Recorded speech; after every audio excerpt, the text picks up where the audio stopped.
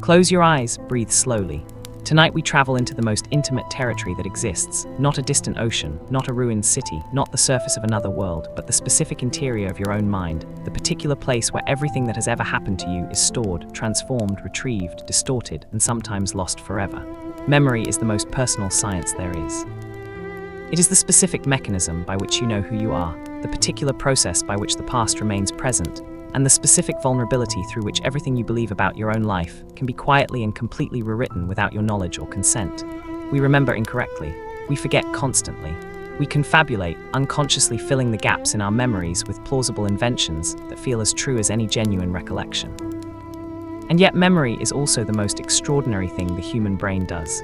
The specific capacity to hold within a few pounds of biological tissue the entire accumulated experience of a human life, available for retrieval at a moment's notice in a richness and a specificity that no artificial storage system yet built has come close to matching. This is the story of memory, how we remember, how we forget, and what it means that the most intimate record of our lives is far less reliable than we have ever been willing to believe. This is explored during sleeping. Fact 1. What memory actually is, not a recording but a reconstruction.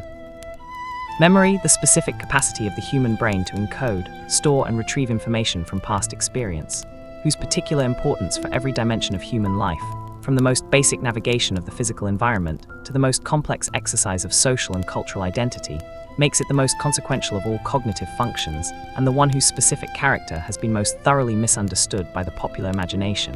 is not. As the most intuitive and most persistent folk theory of memory proposes, a recording system analogous to a video camera or a tape recorder, faithfully capturing experiences as they occur and storing them in a retrievable form that preserves their specific content against the passage of time, but rather a reconstructive system whose particular nature, the specific processes of encoding, consolidation, storage, and retrieval that constitute the biological reality of human memory, produces something fundamentally different from a recording, an active, dynamic, perpetually changing representation of the past that is shaped at every stage of its existence by the specific state of the brain that contains it, the specific context in which it is retrieved, and the specific experiences that have occurred between encoding and retrieval. The specific insight that memory is reconstruction rather than reproduction, that remembering is an active process of rebuilding the past from stored fragments rather than a passive process of accessing a stored copy, was established most decisively by the British psychologist Frederick Bartlett in his 1932 book, Remembering, whose particular experimental demonstration that people consistently and systematically distorted the specific content of stories they had read, replacing unfamiliar cultural elements with familiar ones and filling gaps with plausible inferences in ways that reflected their specific cultural expectations rather than the specific content of the original story, laid the empirical foundation for the modern scientific understanding of memory as a reconstructive process. The specific consequence of memory's reconstructive character is that every act of remembering is simultaneously an act of creating, that the specific memory you retrieve is not the stored original of the experience, but a new construction built from stored fragments, current expectations, and the specific emotional and cognitive state of the moment of retrieval, whose particular content may differ substantially from any previous version of the same memory, and whose relationship to the original experience it claims to represent is mediated by so many intervening processes that the specific reliability of any given memory cannot be taken for granted. Fact 2. The hippocampus, the brain's memory gateway.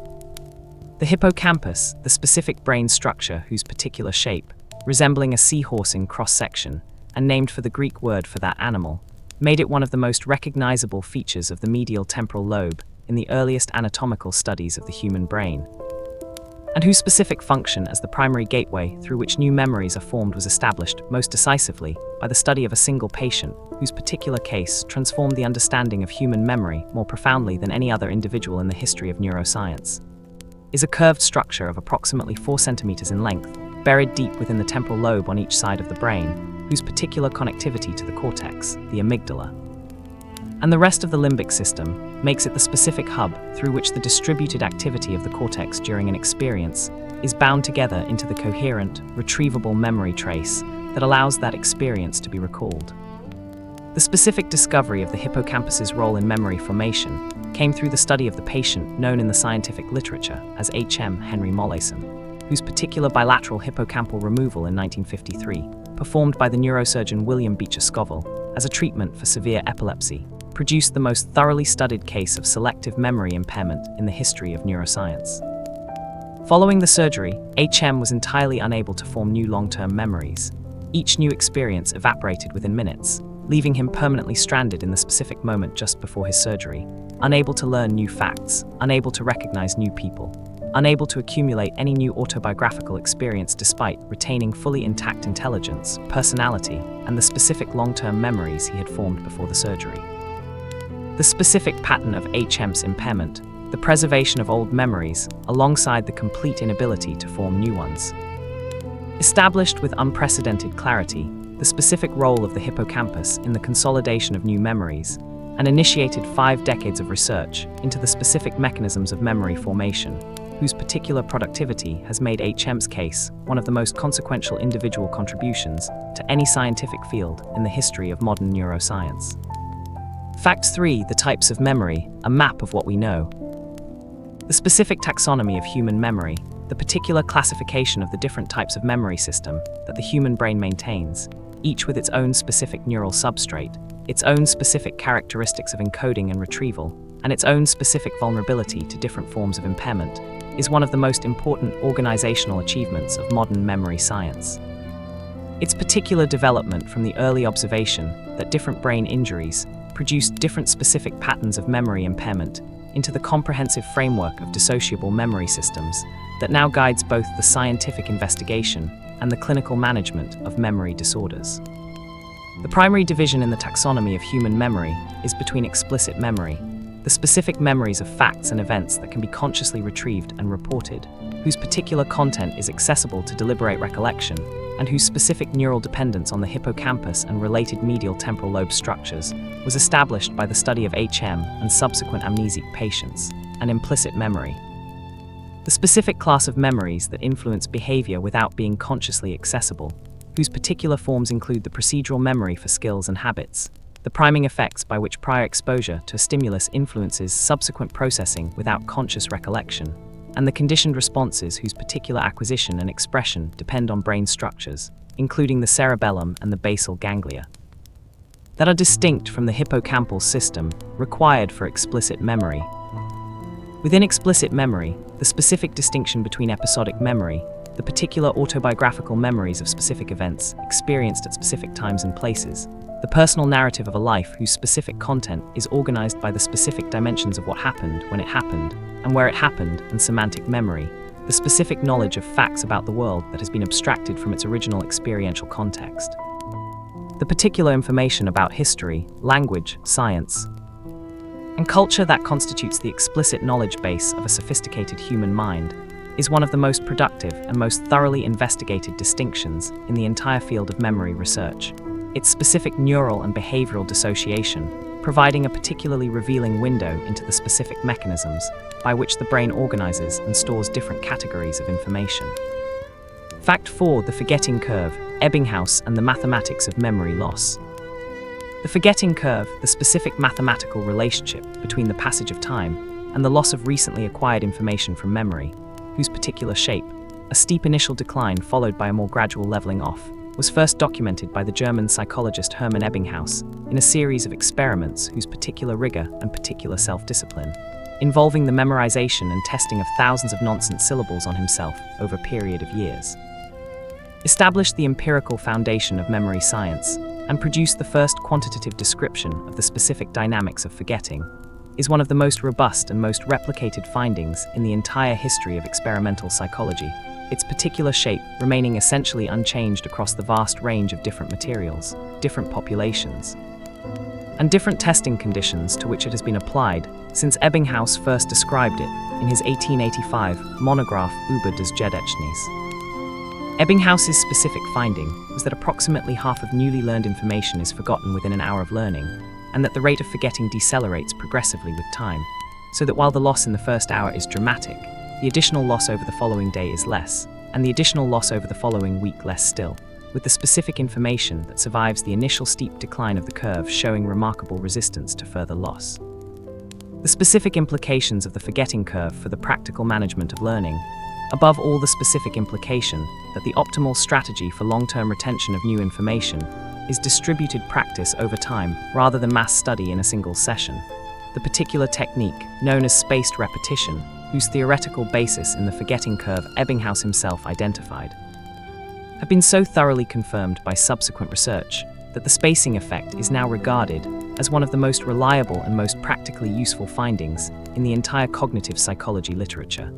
Its specific application in the design of language learning software and educational curricula, representing one of the most direct and most beneficial translations of laboratory memory science into practical human benefit. Fact 5. False memories, the mind's capacity to remember things that never happened. False memories, the specific memories of events that did not occur, whose particular vividness, whose particular emotional conviction, and whose particular resistance to correction even in the face of contradictory evidence, make them among the most practically consequential and most theoretically challenging phenomena in the entire field of memory science. Are not rare pathological curiosities confined to specific clinical populations, but a normal feature of the reconstructive memory system that every human being possesses, whose particular frequency and whose particular ease of creation under specific experimental conditions have been demonstrated by decades of research whose aggregate findings have profoundly undermined the legal, clinical, and folk psychological assumption that the specific contents of a sincere, confident, emotionally vivid memory are likely to be accurate. The specific experimental demonstration of false memory creation was accomplished most influentially by the cognitive psychologist Elizabeth Loftus, whose particular series of experiments beginning in the 1970s and continuing across 4 decades of research has established the specific conditions under which false memories can be created in ordinary individuals without their knowledge. The specific mechanisms through which the reconstructive character of memory makes it vulnerable to post-event information, and the specific consequences of this vulnerability for the reliability of eyewitness testimony in criminal proceedings. Loftus's specific lost in the mal paradigm, in which participants were given written descriptions of 4 childhood events, 3 of them genuine memories provided by their family members, and one of them a fictional account of being lost in a shopping mall as a child, and asked to recall and elaborate on all 4 produced false memories of the non-existent mal experience in approximately 25% of participants, whose particular elaborations of the fictitious event were often rich in specific sensory and emotional detail whose vividness was indistinguishable, both to the participant and to outside observers, from the specific character of their genuine autobiographical memories. Fact 6. Working memory, the desk of the mind. Working memory, the specific cognitive system whose particular function is the temporary maintenance and manipulation of information in a state of active accessibility for use in ongoing cognitive tasks, whose specific capacity is limited to approximately 4 to 7 items that can be held simultaneously, and whose particular role as the specific interface between long-term memory storage and the moment-by-moment demands of conscious thought makes it perhaps the most important single determinant of individual differences in cognitive performance, is the specific aspect of memory whose particular character most closely resembles the intuitive popular understanding of memory as an active, conscious holding in mind of information. Though its specific neural mechanisms and its specific relationship to the other memory systems reveal it as a distinct and specifically limited cognitive resource whose particular constraints shape every dimension of human intellectual performance. The specific model of working memory that has dominated the field since its proposal by Alan Baddeley and Graham Hitch in 1974 divides the system into 3 main components. The phonological loop, whose particular function is the temporary storage of verbal and acoustic information through a process of articulatory rehearsal. The specific inner voice that allows a person to maintain a telephone number or a sentence in consciousness by silently repeating it. The visuospatial sketchpad, whose particular function is the temporary storage of visual and spatial information whose specific content can be mentally rotated, compared, and manipulated. And the central executive, whose particular function is the coordination of the other components and the management of the specific attentional resources that working memory depends on. The specific capacity limit of working memory, the particular finding, first documented by the cognitive psychologist George Miller in his celebrated 1956 paper, whose title described the magical number 7 plus or minus 2 as the specific span of immediate memory, has been the subject of continuous refinement since Miller's original observation. with more recent research suggesting that the specific number of items that can be maintained in working memory is closer to 4, and that the specific 7-item span that Miller documented reflects the particular contribution of long-term memory, chunking rather than the raw capacity of the working memory system itself. Fact 7. The emotional memory system: why some memories never fade. The specific enhancement of memory by emotional arousal, the particular phenomenon whereby experiences that occur in the context of strong emotion are remembered with greater vividness, greater accuracy, and greater durability than emotionally neutral experiences of comparable cognitive significance, is one of the most robust and most thoroughly investigated findings in the entire field of memory science, its particular ubiquity in human experience.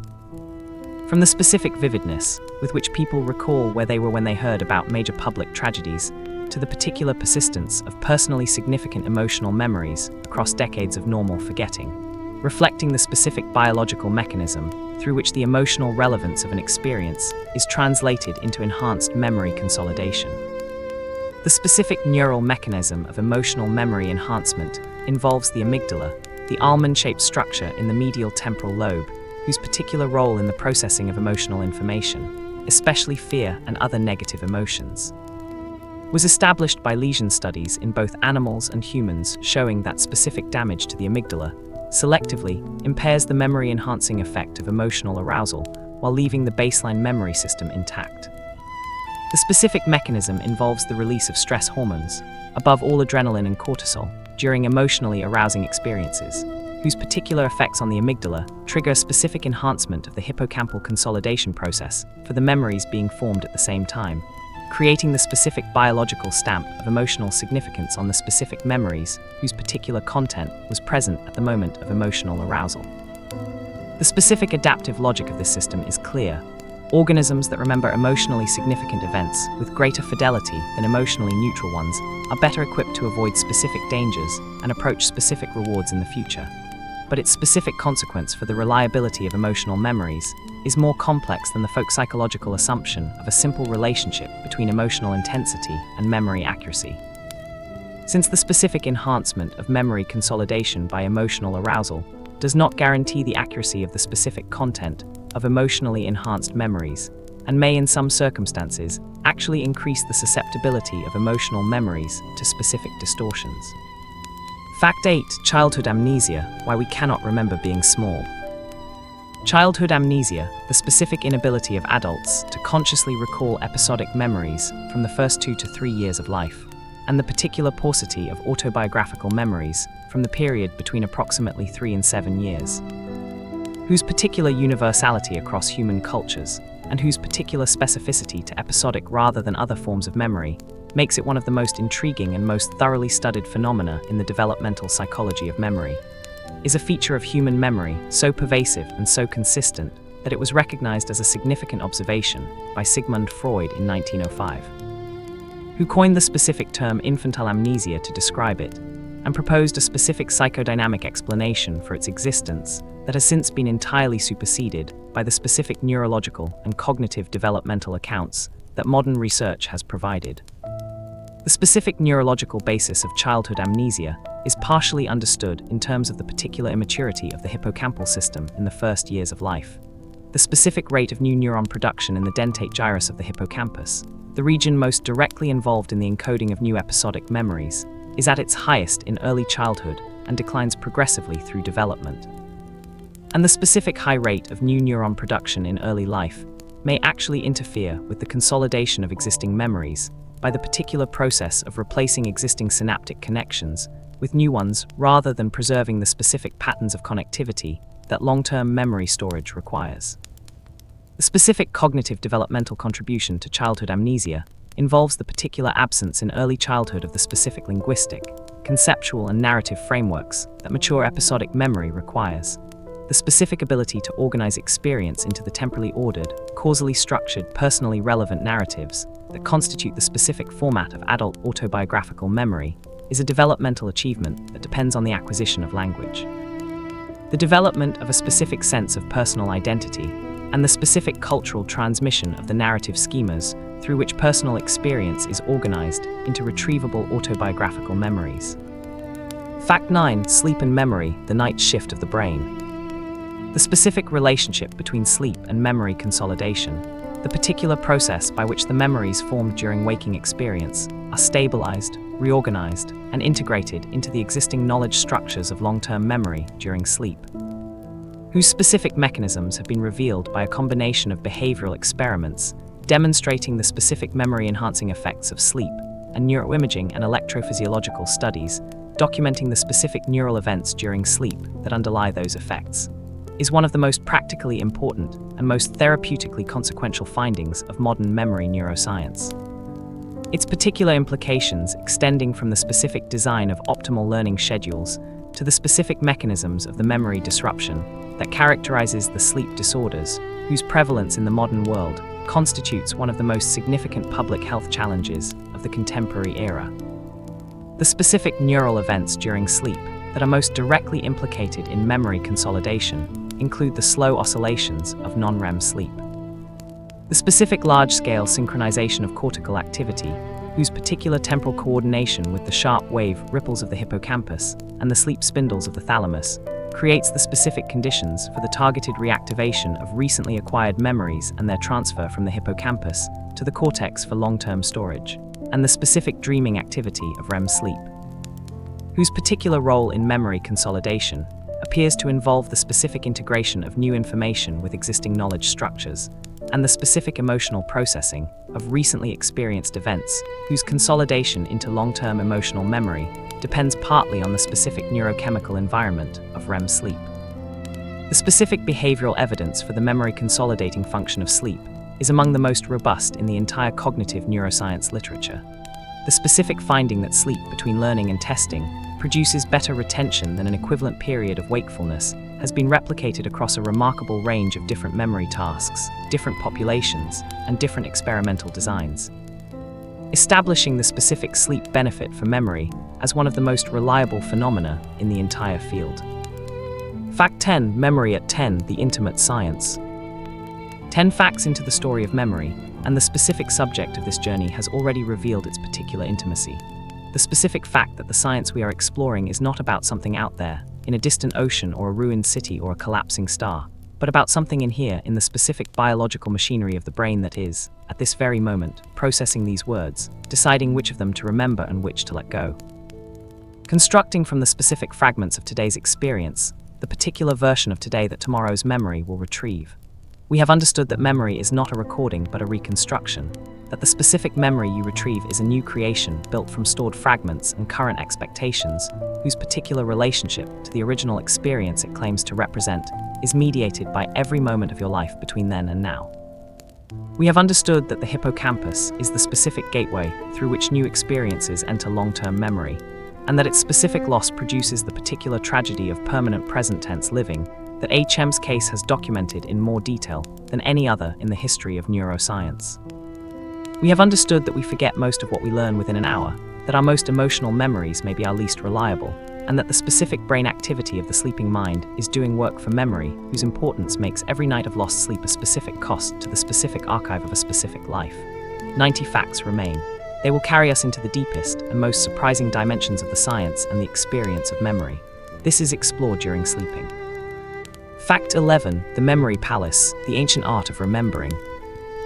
The memory palace, the specific mnemonic technique, whose particular history extends from the ancient Greek and Roman rhetorical tradition, through the Renaissance memory arts of Giulio Camillo and Giordano Bruno, to the competitive memory athletes of the contemporary era, who use it to memorize the order of entire decks of playing cards or thousands of decimal digits of pi in a matter of hours, and whose particular effectiveness as a memory enhancement strategy has been confirmed by modern neuroscientific research, demonstrating the specific neural mechanisms through which it achieves its remarkable results, is the oldest, the most thoroughly documented, and the most empirically validated memory technique in the entire history of human attempts to extend the natural limits of the memory system. The specific method of the memory palace, called the method of loci in the classical rhetorical tradition, the term loci meaning places in Latin, involves the mental placement of the items to be remembered in specific locations along a familiar spatial route or within a familiar spatial environment, such as the rooms of a building one knows well, and the subsequent retrieval of those items by mentally walking the route or moving through the environment and encountering the specific mnemonic images placed at each location. The specific reason for the technique's effectiveness is its exploitation of the brain's particular strength in spatial and navigational memory, the specific neural systems that encode the layout of familiar environments and track the body's movement through space, whose particular robustness compared to the memory systems that encode abstract information reflects the specific evolutionary history of a species whose survival depended critically on the specific ability to navigate complex environments and remember the locations of food sources, water, and shelter. The specific neuroscience of the memory palace has been illuminated by studies of competitive memory athletes who use the technique, whose neuroimaging reveals the specific activation of spatial memory regions, including the hippocampus and the parietal cortex during memory encoding and retrieval, that is absent in non-trained individuals performing the same memory tasks. The spatial scaffolding of the memory palace, recruiting the specific neural hardware of spatial navigation in the service of the recall of entirely non-spatial information. Fact 12. Eyewitness memory, the most dangerous unreliability. The specific unreliability of eyewitness memory, the particular vulnerability of the specific memories formed during the witnessing of a crime or other legally significant event to distortion, contamination, and outright confabulation in ways whose particular consequences for the justice system have been documented with devastating specificity in the hundreds of wrongful conviction cases in which eyewitness misidentification has been identified as the primary contributing factor, is one of the most socially consequential findings of modern memory science. Its particular importance for the administration of criminal justice having generated one of the most productive collaborations in the history of the relationship between psychological science and public policy. The specific evidence for the unreliability of eyewitness memory, accumulated over 4 decades of laboratory research by Elizabeth Loftus and her colleagues, has established the particular vulnerability of eyewitness memory to post-event information, the specific finding that information encountered after the witnessed event, whether in the form of leading questions from police interviewers, suggestive lineup procedures, or casual conversation with other witnesses, can be seamlessly incorporated into the witness's memory of the event itself, producing a specific distorted memory whose particular content reflects the combination of what was actually witnessed and what was subsequently suggested, whose specific proportions the witness cannot identify. The specific misinformation effect, Loftus's particular experimental demonstration that witnesses who received misleading post-event information about specific details of an event they had witnessed were more likely to report the misleading details than the accurate ones in subsequent memory tests, is one of the most replicated findings in the entire cognitive psychology literature. Its specific reliability across a remarkable range of different events, different misleading details, and different populations, establishing the particular vulnerability of eyewitness memory to post-event contamination as a feature of the normal human memory system rather than a characteristic of any specific individual or any specific category of witness. Fact 13. The flashbulb memory, vivid but not accurate.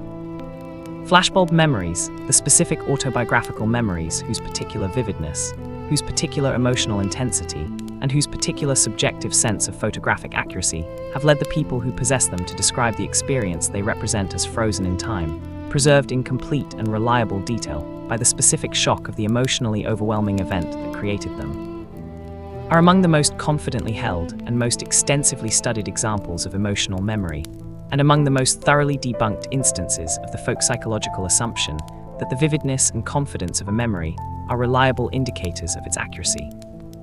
The specific term flashbulb memory was coined by the psychologists Roger Brown and James Kulik in 1977, who proposed that the specific emotional shock of receiving news of a momentous public event, the assassination of President Kennedy, was the particular example around which their original research was organized, triggered a special memory mechanism whose particular function was the indiscriminate recording of all the details of the specific moment of reception, creating a memory whose particular comprehensiveness and particular reliability exceeded those of ordinary memory in the same way that a flash photograph captures more detail than the unaided human eye. The specific problem with this proposal, whose particular appeal to common experience made it one of the most widely cited concepts in popular memory science for decades, is that the specific research conducted on flashbulb memories of major public events, including the Challenger shuttle disaster of 1986, the September 11 attacks of 2001, and various other emotionally significant public events, has consistently found that while flashbulb memories are held with exceptional confidence and exceptional subjective vividness, their specific accuracy, determined by comparing participants' recall at various time points after the event, is not substantially better than that of ordinary autobiographical memories, and in some cases is demonstrably worse. The specific confidence with which the distorted version of the memory is held being particularly resistant to correction, even when the participant is shown their own earlier account that contradicts their current memory. Fact 14. Amnesia when the gateway closes. Amnesia, the specific clinical condition characterized by an impairment of memory that is disproportionate to any other cognitive deficit, whose particular varieties, including the anterograde amnesia that prevents the formation of new memories after a specific brain injury, and the retrograde amnesia that impairs the retrieval of memories formed before that injury, have been the primary source of the specific insights about the neural architecture of memory that the study of HM and other amnesic patients has generated, is simultaneously one of the most thoroughly studied conditions in clinical neuroscience and one of the most dramatically misrepresented in the popular imagination, whose specific conception of amnesia, shaped primarily by the particular narrative convenience of the condition as a dramatic device in fiction and film, bears almost no resemblance to the specific clinical reality of the various conditions that the term encompasses. The specific amnesia of the cinematic tradition, the particular total loss of personal identity, including name, appearance, relationships, and biographical history, following a blow to the head, whose convenient reversal by a subsequent blow to the same location provides the specific narrative resolution that the dramatic formula requires, bears no relationship to any recognized clinical syndrome. The specific impairments produced by actual brain injuries affecting memory in ways that are simultaneously more selective, more complex, and more humanly devastating than the dramatic convention implies. The specific Korsakoff syndrome, the particular amnesia produced by the thiamine deficiency that severe chronic alcoholism causes, whose specific combination of severe anterograde amnesia, variable retrograde amnesia, and the particular phenomenon of confabulation, the unconscious generation of plausible but fabricated memories to fill the specific gaps that the amnesia has created,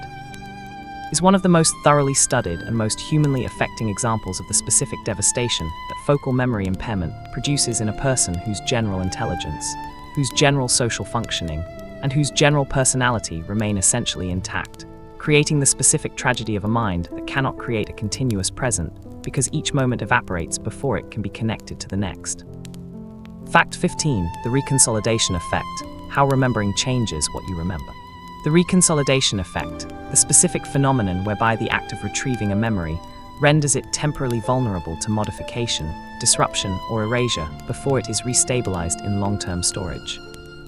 whose particular discovery in the late 1990s and subsequent elaboration in the following decades has fundamentally revised the understanding of memory as a dynamic rather than a static biological process, and opened specific new therapeutic possibilities for the treatment of conditions, including post-traumatic stress disorder and addiction, whose particular pathological mechanisms depend on the specific persistence of specific unwanted memories, is one of the most surprising and most theoretically significant discoveries in the entire modern history of memory neuroscience. Its particular implication that memories are not fixed once consolidated, but remain perpetually susceptible to modification every time they are recalled, challenging the specific assumption of memory stability that had dominated the field for decades. The specific experimental discovery of reconsolidation was made by the neuroscientist Karim Nader and his colleagues in 2000, in a study demonstrating that the specific fear memories that had been established in rats through classical conditioning could be disrupted by the injection of a protein synthesis inhibitor into the amygdala immediately after the memory was reactivated by re-exposure to the conditioned stimulus, but not if the injection was delayed until after the reactivated memory had been restabilized. The specific time window of vulnerability corresponding to the specific period of reconsolidation during which the retrieved memory was in a labile state before being returned to long-term storage. The specific therapeutic implications of reconsolidation for the treatment of PTSD, the particular possibility of disrupting the reconsolidation of traumatic memories during the specific window of vulnerability created by their therapeutic recall, thereby reducing their specific emotional charge without erasing their specific factual content, have generated an active program of clinical research whose particular early results, while not yet conclusive, suggest that the specific exploitation of reconsolidation mechanisms may eventually provide a specific biological complement to the specific psychological techniques of exposure therapy that currently constitute the primary evidence-based treatment for trauma-related memory disorders. Fact 16. The 7 Sins of Memory, a framework for forgetting. The 7 Sins of Memory, the specific framework proposed by the Harvard psychologist Daniel Schacter in his 2001 book of the same name, which organizes the specific ways in which human memory fails into 7 distinct categories whose particular names: transience, absent-mindedness, blocking, misattribution, suggestibility, bias, and persistence. Capture the full range of the memory system's characteristic failure modes with a specificity and a comprehensiveness that has made Schachter's taxonomy one of the most cited and most practically useful frameworks in the popular communication of memory science. Is organized around the specific observation that the particular failures of memory are not random or arbitrary, but reflect the specific design principles of a system whose particular strengths and particular weaknesses are 2 sides of the same adaptive coin. The specific memory failures that the 7 sins represent being in most cases the specific costs of the specific design features that make memory adaptive. Transience, the specific progressive fadding of memories over time, whose particular expression in the forgetting curve documented by Ebbinghaus was discussed in an earlier fact, reflects the specific adaptive principle that information whose particular utility for current behavior decreases with time should be progressively deprioritized in the specific limited storage resources of the memory system. Absent-mindedness, the specific failure to encode information in the first place due to inattention at the moment of experience, the particular reason you cannot find your keys because you did not notice where you put them, reflects the specific capacity limitations of the attention system, whose particular constraints prevent the simultaneous encoding of everything in the perceptual field. Persistence, the specific intrusive re-experiencing of unwanted memories, whose most extreme clinical expression is the particular flashback of post-traumatic stress disorder, is the specific sin that inverts the usual relationship between memory failure and forgetting, representing not the specific loss of a memory that should be retained, but the specific retention of a memory that the person would prefer to lose.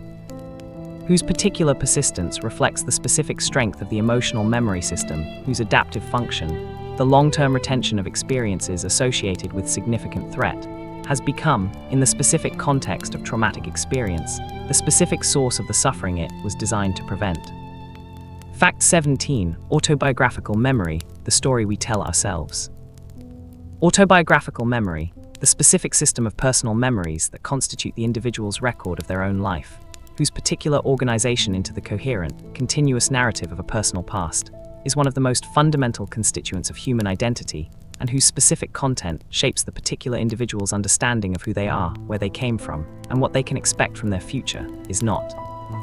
as the folk psychological tradition tends to assume, a neutral and faithful record of a life as it was actually lived, but an actively constructed and continuously revised narrative whose specific content is shaped at every level by the particular goals, values, and beliefs of the person whose life it claims to document, the specific emotional needs of the current moment, and the particular cultural frameworks through which personal experience is organized into the specific narrative forms that a given society recognizes as a coherent life story. The specific psychological research on autobiographical memory has documented a range of systematic distortions whose aggregate effect is the particular transformation of the raw material of lived experience into the specific self-serving, emotionally coherent, and culturally legible narrative that most people experience as their autobiographical memory. The consistency bias, the specific tendency to remember past attitudes, beliefs, and behaviors as more consistent with current ones than they actually were, ensures that the specific person you were 10 years ago is remembered as having held the specific beliefs and the specific values that you hold now rather than the often substantially different ones you actually held at the time.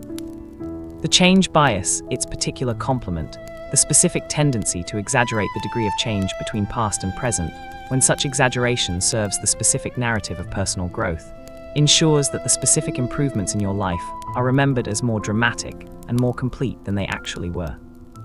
Together, these specific distortions produce the particular autobiography that most people carry, a story that is more consistent, more progressive, and more flattering to the current self than the specific historical record, if one existed, would support. Fact 18. The memory of smell, Proust's phenomenon explained. The particular phenomenon described by Marcel Proust in the famous opening pages of In Search of Lost Time in which the specific taste of a madeleine dipped in tea produces in the narrator an involuntary, overwhelmingly vivid memory of his childhood in Cambrai, a memory whose particular completeness and particular emotional intensity exceed anything that deliberate recollection had been able to produce, is not merely a literary conceit, but a specific description of a genuine neurological phenomenon whose particular basis in the anatomy of the olfactory system has been confirmed by modern neuroscience, and whose specific character distinguishes olfactory cued memories from those triggered by any other sensory modality. The specific neurological basis of the Proustian phenomenon is the particular directness of the olfactory pathway to the brain regions involved in memory and emotion, the only sensory system that projects directly to the amygdala and the hippocampus without first passing through the thalamic relay that mediates all other sensory modalities, creating a specific neuroanatomical shortcut through which olfactory stimuli gain immediate access to the emotional memory system in a way that visual, auditory, and tactile stimuli do not.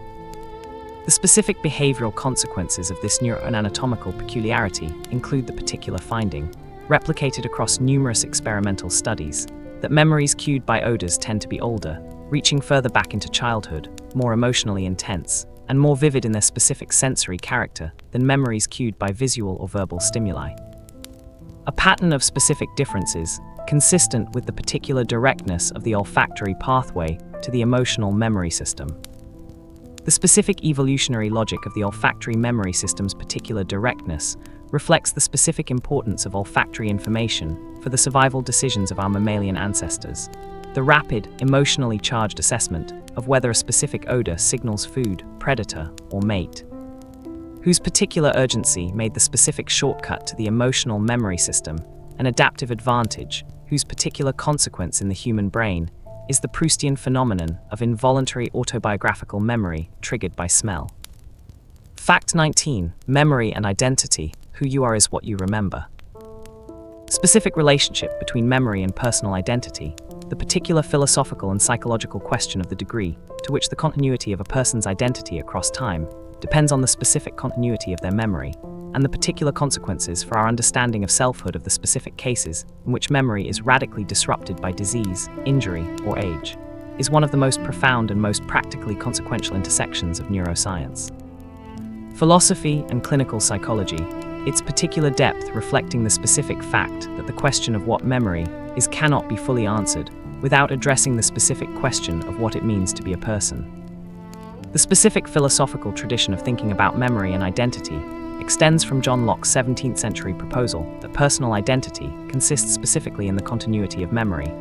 that the specific person you are today is the same person who existed yesterday specifically, because you can remember being that person, through the particular critiques of Thomas Reid and others who pointed out the specific logical problems with Locke's memory theory. Above all, the particular transitivity problem, that if I can remember being a child and a child can remember being an infant, I should by Locke's theory be identical with the infant, even if I cannot directly remember being an infant, to the specific contemporary philosophical engagement with the neuroscientific findings about the reconstructive and fallible character of memory, whose particular implication that the specific memories on which Lockean identity depends are not reliable records of a continuous past, but active constructions of a perpetually revising present, raises the specific question of whether the self that memory constructs is discovered rather than created. The specific clinical reality of advanced Alzheimer's disease, whose particular progressive destruction of the memory system, beginning with episodic memory and extending progressively to semantic memory, and eventually to procedural memory, strips away layer by layer the specific memories that constitute the individual's specific sense of who they are and where they came from,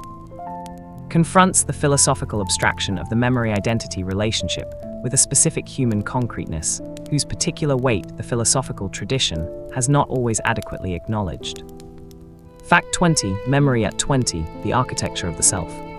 20 facts into the story of memory, and the specific intimacy of the subject has become fully apparent. We have understood that the specific memory of a vivid emotional event, the particular flashbulb memory of a moment that felt like a photograph, is no more accurate than any other memory, its specific vividness and its specific confidence being independent of its specific correctness in ways whose particular consequence is that the most confidently held memories are not necessarily the most reliably accurate. We have understood that the specific act of remembering is also the specific act of modifying, that retrieving a memory opens a specific window of vulnerability during which its specific content can be changed, a finding whose particular therapeutic implications for the treatment of PTSD are as important as its particular theoretical implications for our understanding of memory as a dynamic rather than a static biological system. We have understood that the specific story you tell yourself about your own life, the particular autobiography whose specific content feels like a record of what happened, is a construction whose particular architecture reflects the specific goals and specific values and specific emotional needs of the person you are now rather than a faithful record of the person you were then. And we have understood that who you are is, to a very specific and very surprising degree, what you remember, and that what you remember is, to a very specific and very surprising degree, a story you are still in the process of writing. 80 facts remain. This is explored during sleeping. Fact 21. The tip of the tongue state, memory's most frustrating failure. The tip of the tongue state, the specific and universally familiar experience of being certain that one knows a word, a name, or a specific piece of information without being able to retrieve it, of feeling the specific presence of the target memory just beyond the reach of conscious access, of being able to retrieve specific partial information about the target, its first letter, its number of syllables, its sound pattern, its meaning. While the specific word itself remains stubbornly inaccessible, is one of the most thoroughly studied and most theoretically informative phenomena in the psychology of memory retrieval. Its particular combination of subjective certainty and specific retrieval failure, providing a uniquely revealing window into the specific mechanisms through which long-term memory is accessed. The specific prevalence of the tip of the tongue state is remarkable. Surveys of adults across a range of age groups and cultural backgrounds find that most people experience the phenomenon approximately once per week, with the specific frequency increasing with age as the specific efficiency of lexical retrieval declines, and the specific targets most commonly involved being proper names, whose particular retrieval depends on the specific direct access to phonological information without the semantic scaffolding that supports the retrieval of common nouns.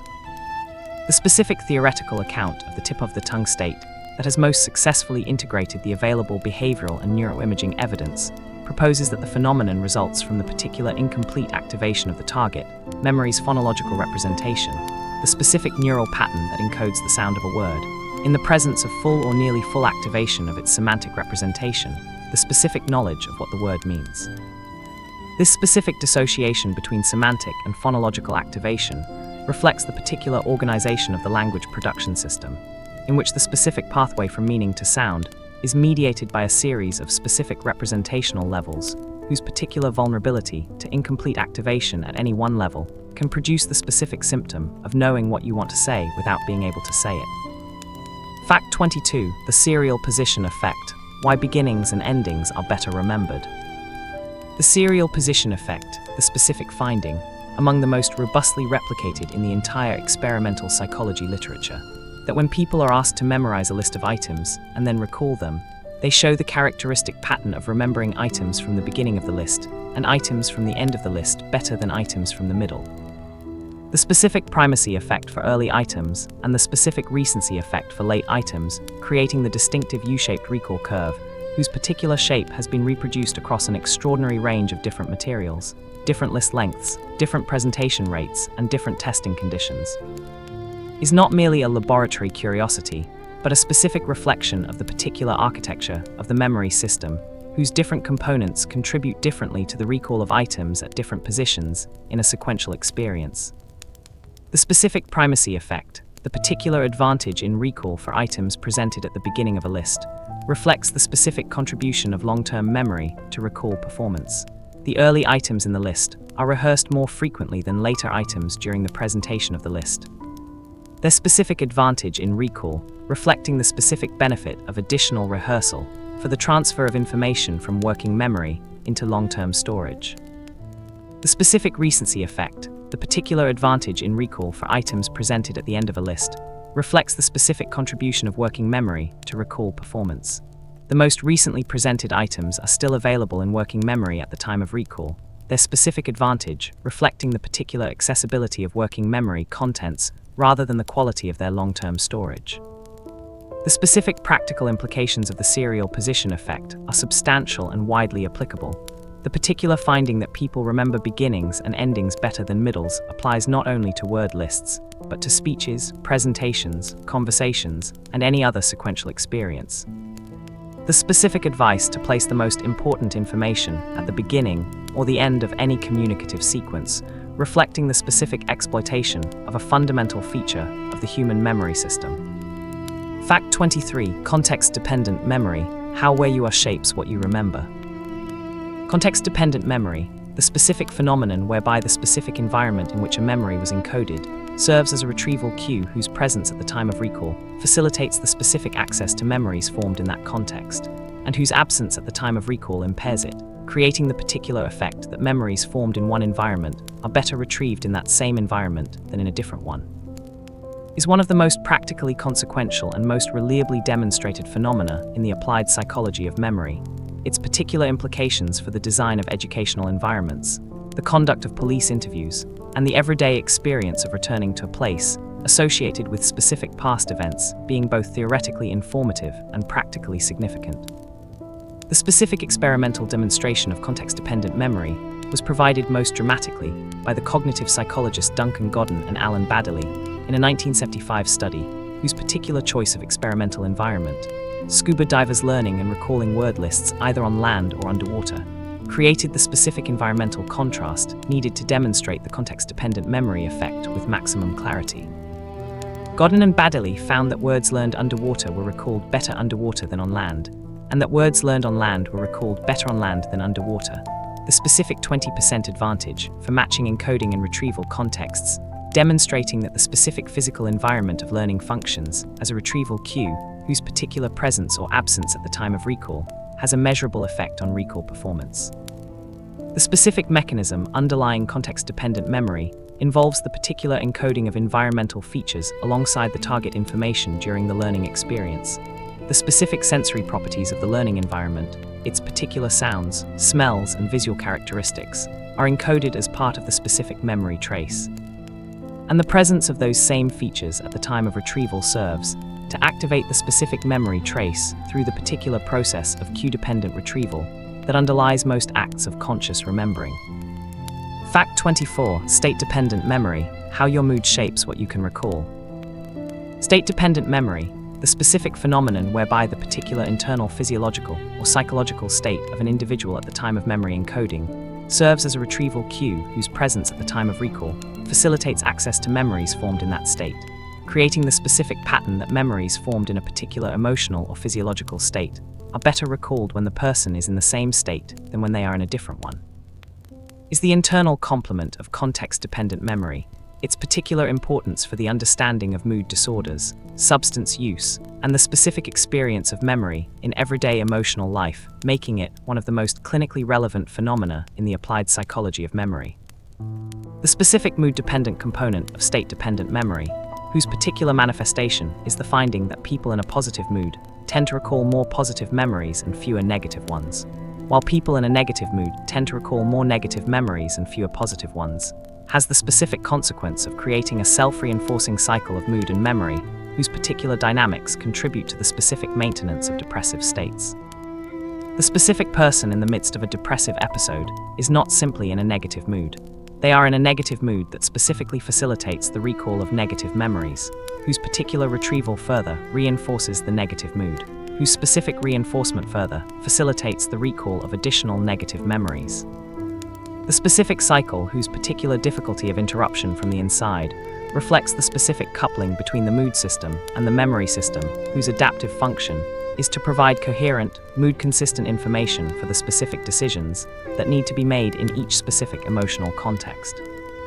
The specific pharmacological component of state-dependent memory, the particular finding that memories formed under the influence of specific drugs, including alcohol, are better recalled when the person is again in the same pharmacological state, has specific implications for the particular amnesia that severe intoxication produces. The specific memories formed during a blackout being in principle accessible when the person returns to the same state of intoxication rather than being truly lost. Fact 25. The generation effect. Why making it harder helps. The generation effect, the specific finding that information that is actively generated by the learner, rather than passively read or heard, is substantially better remembered in subsequent tests of long-term retention, whose particular robustness across different types of material, different age groups, and different testing conditions makes it one of the most reliable and most practically useful findings in the entire cognitive psychology of learning. Reflects the specific principle of desirable difficulty, whose particular insight that the specific conditions that make learning feel easier in the moment are often the specific conditions that produce the worst long-term retention, is one of the most practically important and most consistently counterintuitive discoveries of modern memory science. The specific experimental demonstration of the generation effect is straightforward and has been replicated hundreds of times since its original description by Norman Slamka and Peter Graf in 1978. Participants who are asked to complete a word from a partial cue, generating the word hot from the cue cold, HT, shows substantially better retention of the target word than participants who are shown the complete word pair cold. Hot and asked simply to read it, the specific cognitive effort of generation producing a specific memory advantage whose size, typically on the order of 20 to 50%, is large enough to have obvious practical significance. The specific mechanism underlying the generation effect involves the particular depth of processing that the act of generation requires. The specific semantic and associative search that the generation task demands recruits a wider and more diverse set of neural resources than the specific passive reading task, creating a richer and more distinctive memory trace whose particular distinctiveness at retrieval facilitates the specific access to the generated item. The specific practical implication for education and self-directed learning is that the specific effortful activities, self-testing, the generation of examples, the explanation of concepts in one's own words, that learners consistently prefer to avoid because they feel difficult are precisely the specific activities that produce the most durable long-term retention. Fact 26. Memory consolidation. How memories become permanent. Memory consolidation, the specific biological process through which newly encoded memories are progressively stabilized in long-term storage, transformed from the initially fragile and easily disrupted state in which they exist immediately after encoding into the specific durable representations that can be retrieved days, months, or years later. Whose particular mechanisms operate at both the synaptic level of individual neurons and the system's level of interactions between brain regions, is the specific biological foundation of long-term memory. The particular process without whose successful completion every experience would be as lost as the memories of HM, encoded in the moment and evaporated within minutes. The specific synaptic consolidation process, whose particular time course is measured in hours following the encoding event, involves the specific molecular cascade of events triggered by the strong neural activity of the encoding experience, including the synthesis of new proteins, the specific growth of new synaptic connections, and the particular strengthening of existing synaptic contacts, whose aggregate effect is the specific physical modification of the neural circuits that store the new memory. The specific system's consolidation process, whose particular time course is measured in weeks, months, and years following the encoding event, involves the specific reorganization of the memory trace from its initial dependence on the hippocampus for its retrieval to a progressive independence from the hippocampus as the cortical circuits that ultimately store the long-term memory are gradually strengthened through repeated reactivation during sleep and waking experience. The specific evidence for the particular time course of systems consolidation comes from the pattern of retrograde amnesia in amnesic patients, the specific finding that patients with hippocampal damage tend to have better memory for events from the distant past than for events from the recent past. The particular temporal gradient of retrograde amnesia, reflecting the specific degree to which memories of different ages have undergone systems consolidation, and therefore become independent of the specific hippocampal circuits whose damage produces the amnesia. Fact 27. Memory in the courtroom, when science and law collide. The specific collision between what memory science has established about the reliability of human memory and what the legal system has traditionally assumed about the reliability of human testimony. The particular tension between the specific scientific finding that memory is reconstructive, malleable, and consistently distorted by post-event information, and the specific legal tradition that treats the sincere and confident testimony of an eyewitness as among the most compelling forms of evidence available, is one of the most practically consequential and most persistently unresolved problems in the relationship between psychological science and public institutions.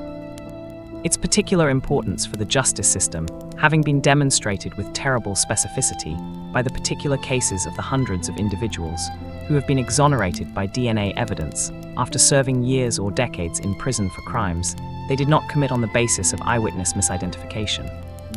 The Specific Innocence Project, the legal organization founded in 1992 by Barry Scheck and Peter Neufeld to use DNA evidence to investigate wrongful convictions, has documented with systematic specificity the particular frequency and particular consequences of eyewitness misidentification in the American criminal justice system. Finding that eyewitness testimony was a contributing factor in approximately 70% of the specific wrongful convictions it has examined, making it the single most common cause of wrongful conviction in the cases the project has reviewed. The specific reforms to eyewitness identification procedures that memory scientists, including Elizabeth Loftus and Gary Wells, have advocated on the basis of the specific experimental findings about the unreliability of eyewitness memory, the particular sequential rather than simultaneous lineup procedure, whose specific reduction of the relative judgment process that drives misidentification has been supported by extensive experimental evidence.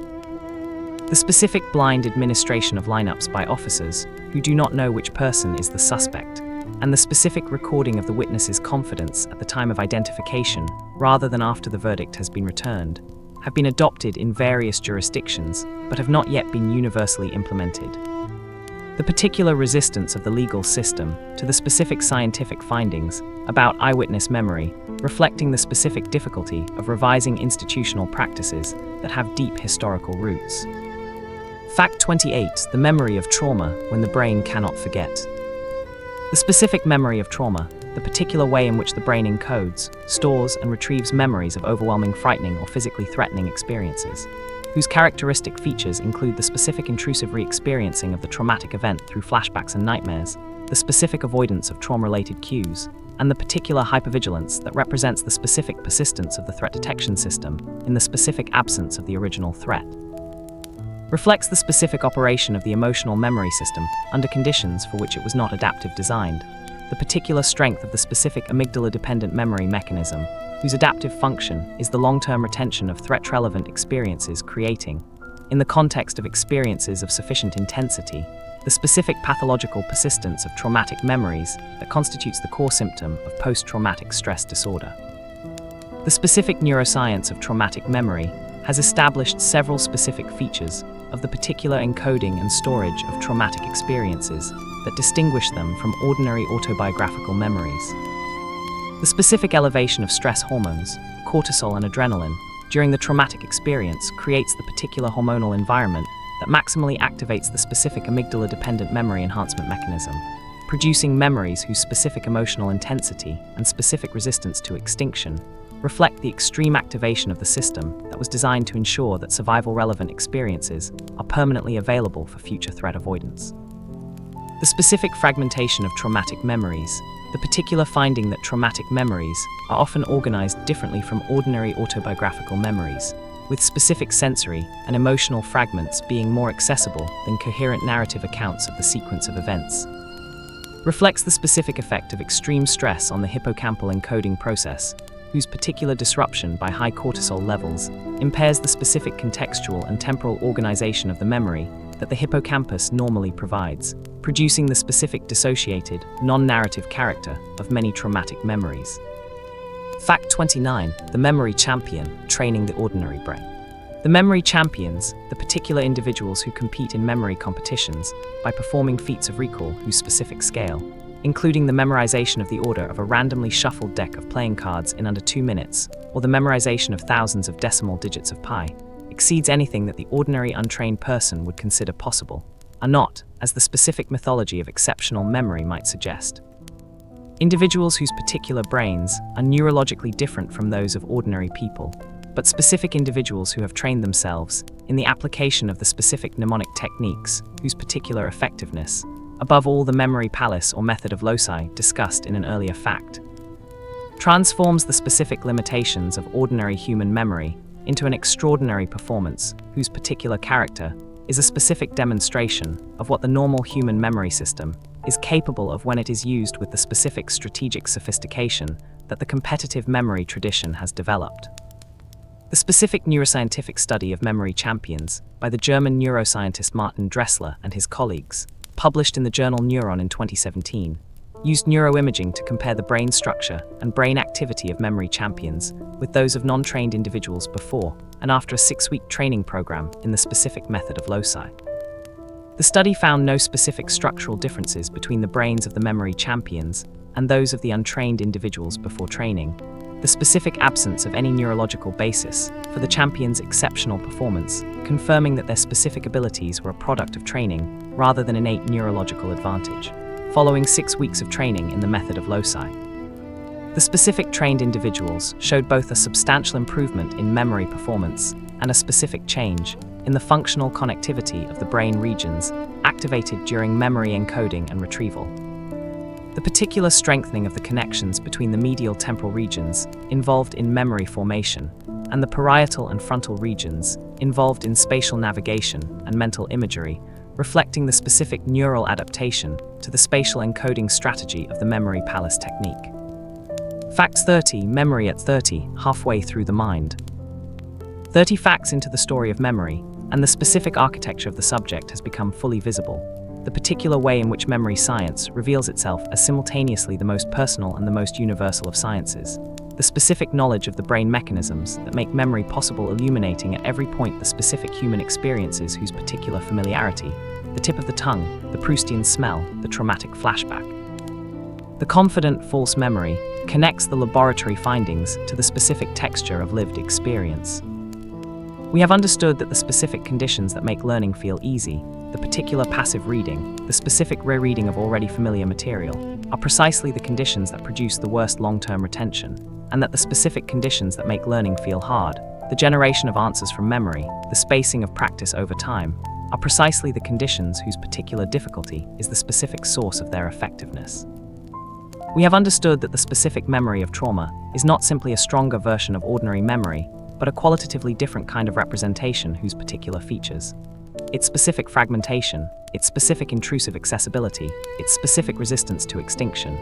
reflect the extreme activation of an emotional memory system whose adaptive function has been overwhelmed by the specific intensity of the experience it was trying to preserve.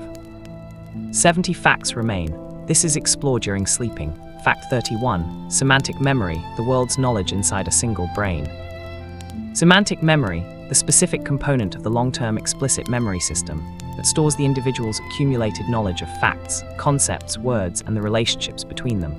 whose particular content encompasses everything from the specific knowledge that Paris is the capital of France to the particular conceptual understanding of what a democracy is, from the specific meaning of the word melancholy to the particular scientific understanding of what a black hole does.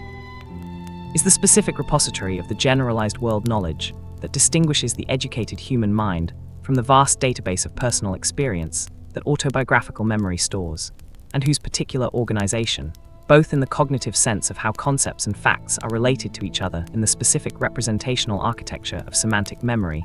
and in the neural sense of how that architecture is implemented in the specific cortical regions that support it,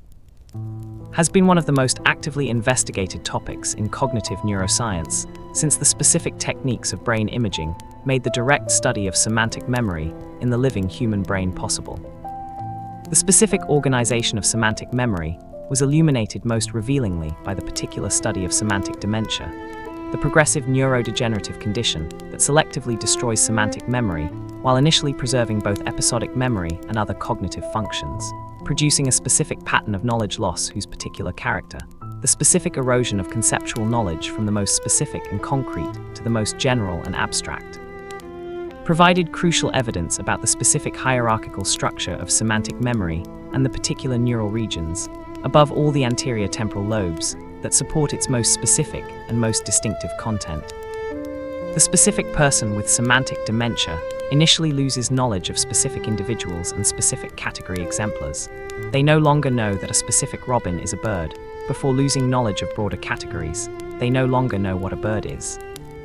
The particular pattern of specific to general knowledge loss, reflecting the specific organization of semantic memory, whose most distinctive and most specific representations are supported by the particular cortical regions that the disease most severely affects. Fact 32. The déjà vu phenomenon, memory's strangest glitch. Déjà vu, the specific and almost universally experienced phenomenon of the uncanny sense of familiarity, applied to a situation that the person knows they have not previously encountered. the particular feeling that the present moment has been lived before, combined with the specific intellectual recognition that it cannot have been. Whose particular combination of subjective certainty and objective impossibility gives it the specific quality of cognitive dissonance that has made it one of the most discussed and most variously explained phenomena in the psychology of everyday experience. Is not, as the various paranormal and mystical traditions that have attached themselves to it propose, evidence of a previous life, a premonition, or a glitch in the simulation of reality, but a specific and explicable consequence of the particular functional organization of the memory system, whose various components can, under specific circumstances, generate the specific signal of familiarity independently of the specific signal of recollection, creating the particular phenomenology of remembering without being able to remember that constitutes the defining subjective character of the experience. The specific neuroscientific explanation of déjà vu that has accumulated the most empirical support proposes that the phenomenon results from the particular temporary activation of the familiarity signal of the memory system, in the absence of the specific contextual detail that normally accompanies the experience of familiarity and allows it to be attributed to a specific prior encounter. The memory system produces two specific signals when encountering a stimulus: the signal of familiarity, a rapid automatic sense that the stimulus has been previously encountered, and the signal of recollection, the specific retrieval of contextual details about the prior encounter that identifies when, where, and how the stimulus was previously experienced, and the particular temporary dissociation between these two signals, possibly produced by the specific momentary misfiring of the familiarity detection mechanism in the perihinal cortex, can create the specific sensation of familiarity without the specific contextual details needed to explain it, producing the characteristic phenomenology of déjà vu. Fact 33. Prospective memory, remembering to remember. Prospective memory, the specific form of memory whose particular function is the remembering to perform a specific intended action at a specific future time or in a specific future context, whose particular everyday manifestations include remembering to take medication at bedtime, to give a colleague a specific message when you see them, or to remove the laundry from the washing machine before it mildews. Is both the form of memory whose specific failures are most consequential in daily life, and the form whose particular mechanisms are most different from the retrospective memory, whose study has dominated the cognitive psychology literature. The specific distinction between event-based prospective memory, the particular intention to perform an action when a specific external event occurs, such as remembering to give a colleague a message when you next see them, and time-based prospective memory, the specific intention to perform an action at a particular time, such as remembering to take medication at noon, reflects the particular difference in the monitoring, demands that the two types of prospective memory impose on the cognitive system. Time-based prospective memory, requiring the specific self-initiated checking of the current time against the intended action time in the absence of any specific external cue, creating a particularly demanding continuous monitoring task whose specific costs in attentional resources are measurable in the degraded performance on other concurrent tasks that characterizes the state of maintaining an active prospective memory intention. The specific neural mechanisms of prospective memory involve a particular interplay between the prefrontal cortex, whose specific function in the implementation of intentions and the monitoring of goal states makes it essential for prospective memory, and the hippocampus, whose particular role in the binding of contextual information to intended actions allows the specific environmental or temporal cue that should trigger the intended action to be linked to the specific memory of what the action is. Fact 34. Memory across cultures, how society shapes what we remember. The specific ways in which cultural context shapes the particular content, organization, and reliability of individual memory. The particular finding that the specific frameworks through which people organize and communicate personal experience, the specific values that determine what kinds of experience are worth remembering,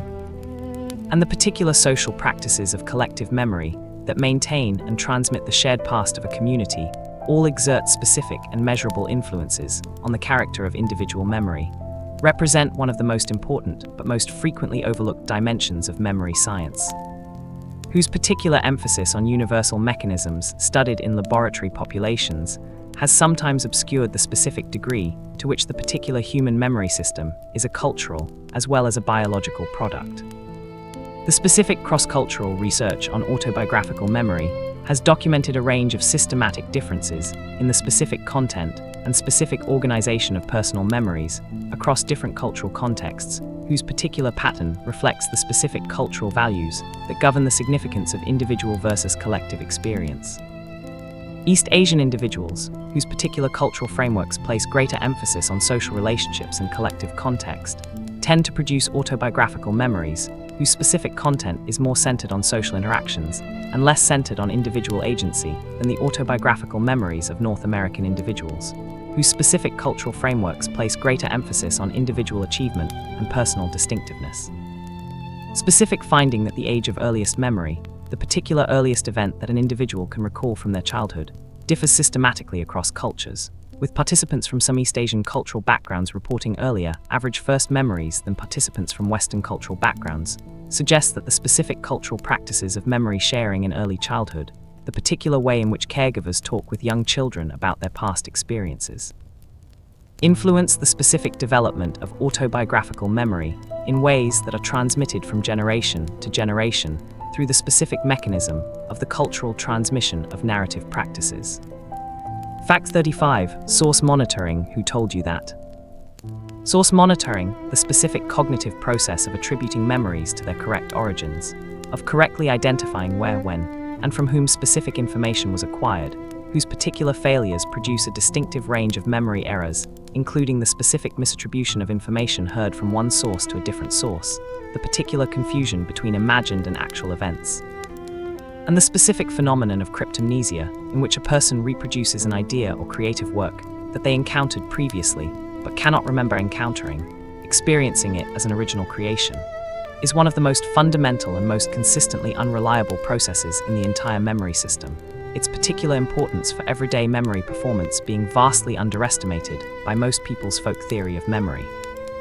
which tends to focus on whether a memory exists rather than on the specific question of where it came from. The specific source monitoring framework was developed by the cognitive psychologists Marsha Johnson and colleagues as a way of understanding the particular class of memory errors that result not from the failure to encode or store information, but from the specific failure to correctly identify its source. The particular errors that produce not an absence of memory, but a memory attributed to the wrong origin. The specific external source monitoring errors, the particular confusion between information acquired from different external sources, such as misattributing a piece of information to a colleague rather than to a book, are less clinically significant than the particular internal-external source monitoring errors that confuse imagined or dreamed events with actual ones, the specific failure to distinguish between what was experienced and what was only thought or dreamed about, whose particular severity in some psychiatric conditions, including schizophrenia, reflects the extreme end of a source monitoring failure that occurs in milder forms in ordinary cognition under conditions of fatigue, distraction, or high cognitive load. Fact 36. Memory and agging, what we lose and what we keep. The specific changes in memory that accompany normal agging, the particular pattern of memory functions that decline, and the particular pattern that is preserved across the lifespan, whose specific character reflects the differential vulnerability of the specific neural systems that support different forms of memory to the particular biological processes of normal brain agging, is one of the most practically important and most widely misunderstood topics in the entire field of memory research. Its particular importance for the hundreds of millions of people experiencing age-related memory changes being matched by the particular frequency with which normal age-related memory changes are confused with the pathological memory impairment of dementia.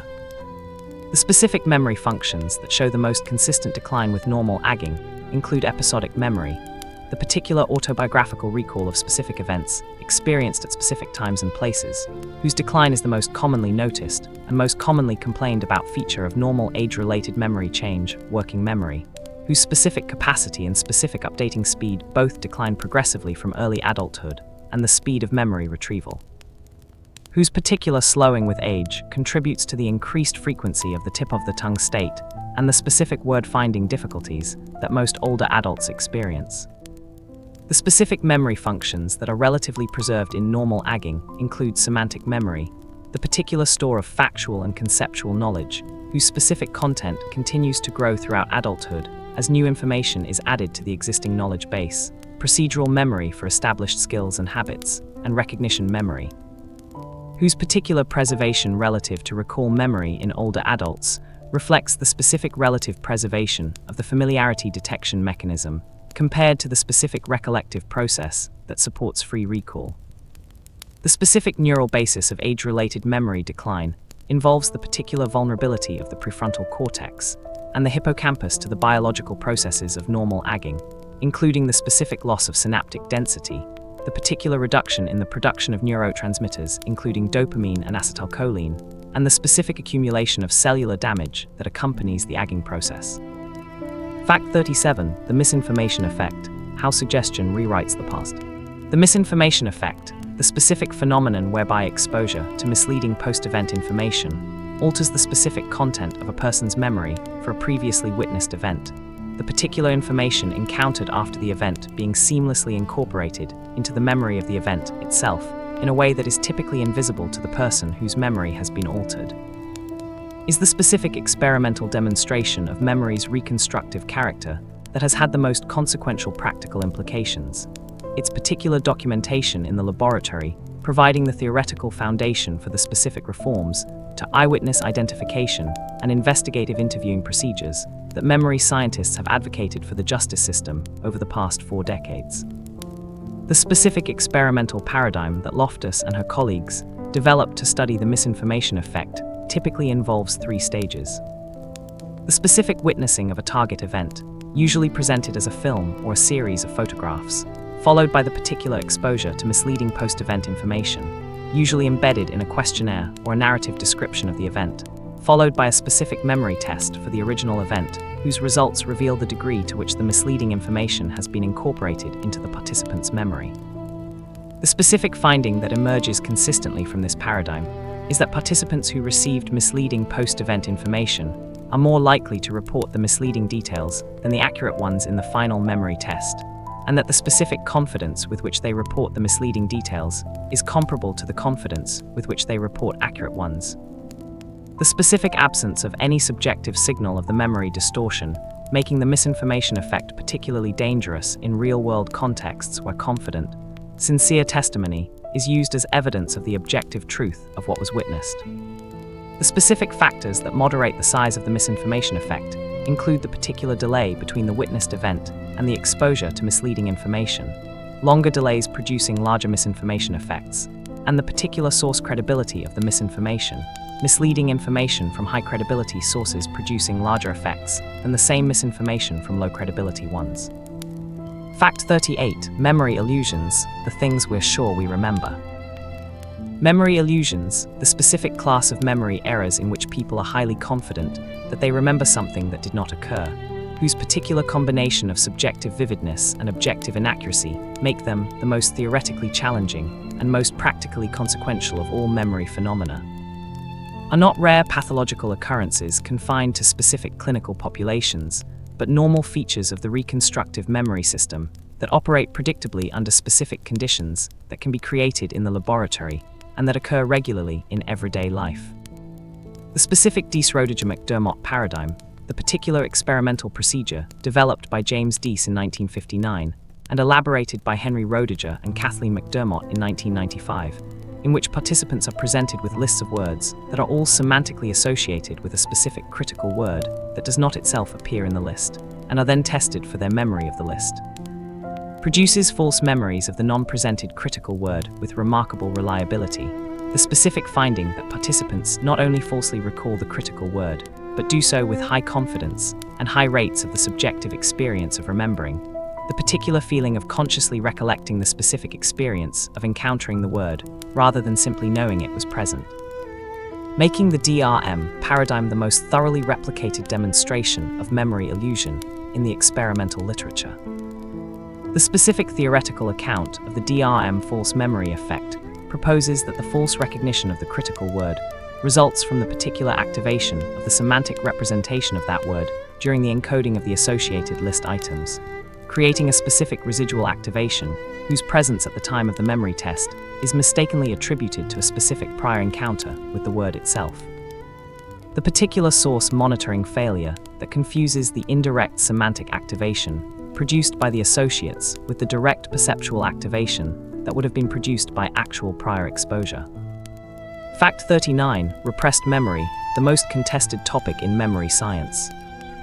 Repressed memory, the specific and deeply contested concept that traumatic memories can be actively excluded from conscious awareness through the specific psychological mechanism of repression, rendered inaccessible to ordinary conscious retrieval while continuing to influence behavior and experience in specific ways, and potentially recovered years or decades later through specific therapeutic techniques or spontaneous life events whose particular emotional resonance with the original trauma allows the repressed material to re-emerge into consciousness, is simultaneously the most culturally influential and the most scientifically contested concept in the entire popular psychology of memory, its particular history reflecting the specific collision between the clinical tradition of psychodynamic therapy, in which the concept of repressed memory plays a foundational theoretical role, and the experimental tradition of cognitive psychology, whose specific findings about the mechanisms of forgetting and the specific malleability of memory have generated profound skepticism about the particular claims of the repressed memory tradition. The specific scientific controversy about repressed memory reached its most acute phase in the 1980s and 1990s, when a wave of recovered memory cases, in which adults in therapy recovered specific memories of childhood sexual abuse that they claimed to have had no previous knowledge of, led to the prosecution of hundreds of individuals on the basis of specific memory recoveries, whose particular reliability was challenged by memory scientists. Most influentially by Elizabeth Loftus, on the grounds that the specific therapeutic techniques used to facilitate recovery, hypnosis, guided imagery, dream interpretation, and the specific suggestion that unexplained psychological symptoms were likely the result of specific forgotten abuse, were precisely the techniques whose particular effectiveness in creating false memories the experimental literature had most thoroughly documented. The specific scientific consensus that has emerged from 4 decades of research on this question holds that the specific forgetting of traumatic memories through ordinary mechanisms of inattention, interference, and the passage of time is well documented and uncontroversial, while the specific strong form of the repression hypothesis, the particular claim that traumatic memories can be actively and completely excluded from conscious awareness through a specific defensive mechanism, and subsequently recovered in accurate form through specific therapeutic techniques, lacks the experimental support that would be needed to justify its application in clinical or legal contexts. Fact 40: Memory at 40, the most personal science. 40 facts into the story of memory and the specific intimacy of the subject, the particular way in which every finding in the science of memory is simultaneously a finding about the specific reader who is absorbing it, about the particular reliability of the specific memories that constitute their specific sense of who they are and where they came from, has become impossible to ignore. We have understood that the specific misinformation effect means that the specific conversations you have had about your memories, since the events they represent, have almost certainly altered those memories in ways that are invisible to you. That the specific version of a past event that you remember most confidently may incorporate the particular suggestions and the specific leading questions of every person who has ever asked you about it. We have understood that the specific déjà vu that seems so mysterious is the specific product of a momentary dissociation between the 2 signals that the memory system produces when encountering a stimulus, the rapid familiarity signal and the slower recollection signal, whose particular temporary mismatch creates the specific phenomenology of remembering without being able to remember. We have understood that the specific memory of your own past is not a neutral record of a life as it was actually lived, but a specific self-serving narrative whose particular architecture serves the specific emotional needs and the specific identity projects of the person you are now rather than the faithful documentation of the person you were then. 60 facts remain. They will carry us into the deepest and most surprising territories of memory science, the specific disorders, the specific extremes, and the specific philosophical questions about identity and time that the science of memory ultimately forces us to confront. This is explored during sleeping. Fact 41: Alzheimer's disease when memory dissolves. Alzheimer's disease, the specific neurodegenerative condition that is the most common cause of dementia, accounting for approximately 60 to 70% of all dementia diagnoses worldwide, whose particular progressive destruction of the brain begins with the specific accumulation of amyloid plaques and tau tangles in the entorhinal cortex and hippocampus, and spreads outward through the cortex in a specific spatiotemporal pattern, whose particular trajectory maps directly onto the specific pattern of cognitive decline that the disease produces, beginning with the specific impairment of episodic memory and progressing through semantic memory, language, visuospatial function, and eventually every dimension of cognitive life, is simultaneously the most personally devastating and the most socially significant of all memory disorders, its particular prevalence increasing exponentially with age in a world whose population is aging, and its specific absence of disease-modifying treatment, despite decades of intensive research making it one of the most urgent and most expensive unsolved problems in contemporary medicine. The specific pattern of memory loss in Alzheimer's disease follows the particular principle of reverse chronological order. The most recently formed memories are impaired first, while the most remote memories of early life are relatively preserved until the later stages of the disease. The particular phenomenon, sometimes called the Ribot gradient, reflecting the specific degree to which older memories have undergone the system's consolidation, that renders them independent of the hippocampal circuits that the disease first destroys. The specific human consequence of this particular temporal pattern of memory loss is one of the most poignant features of the Alzheimer's experience. The specific person in the early and middle stages of the disease may be unable to remember what they had for breakfast or the conversation they had an hour ago, while being able to recall with specificity and emotional vividness the childhood experiences of 70 years before. The particular asymmetry of intact remote memory and impaired recent memory, creating the specific experience of living simultaneously in the present and in the distant past, whose particular disorientation for both the person with the disease and their caregivers is one of the most painful and most specific human consequences of what is ultimately a disease of the synapse and the neuron. Fact 42. The spacing effect, the most useful finding in memory science. The spacing effect, the specific finding that the same total amount of study time, distributed across multiple sessions, separated by intervals of time, produces dramatically better long-term retention than the same total study time concentrated in a single session, whose particular robustness across virtually every type of material, every age group, and every testing condition that has been investigated makes it the most thoroughly replicated finding in the entire experimental psychology of learning, and whose specific practical implications for the design of educational programs, language learning curricula, and individual study strategies are among the most direct and most beneficial applications of any finding in cognitive science. Has been known since Hermann Ebbinghaus first documented it in his 1885 monograph on memory, and yet remains one of the most consistently underutilized findings in the practical management of learning, the particular mass practice of the typical student preparing for an examination representing the specific strategy that the spacing effect most clearly identifies as suboptimal. The specific mechanism underlying the spacing effect has been the subject of theoretical debate since Ebbinghaus's initial description, with the most widely supported current account proposing that distributed practice enhances long-term retention through two specific complementary mechanisms. The particular desirable difficulty of retrieving information after an interval of forgetting,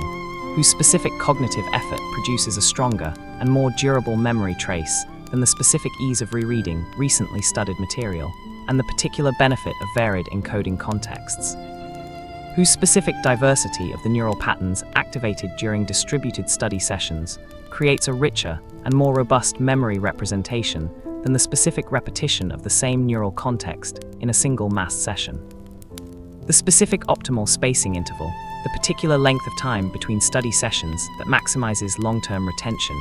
depends on the specific desired retention interval, the particular length of time over which the material needs to be remembered, with longer desired retention intervals requiring longer optimal spacing intervals. A specific relationship whose mathematical formulation provides the theoretical foundation for the spaced repetition algorithms used in modern language learning applications. Fact 43. Hypothymesia, the curse of perfect autobiographical memory. Hypothymesia, the specific and extremely rare condition characterized by the particular ability to remember autobiographical events from every day of one's life with a specificity, a completeness, and a vividness that vastly exceeds anything within the normal range of human memory, whose particular manifestations include the specific ability to recall, for any given date, what day of the week it was, what specific events occurred in one's personal life, and what specific events were in the news, with a precision and a completeness that has been verified by independent documentation in the small number of individuals in whom the condition has been scientifically studied, challenges the specific assumption that better memory is straightforwardly better, its particular documentation in a handful of individuals revealing that the specific gift of perfect autobiographical recall carries with it specific costs whose particular character illuminates. By contrast, the specific adaptive function of normal forgetting.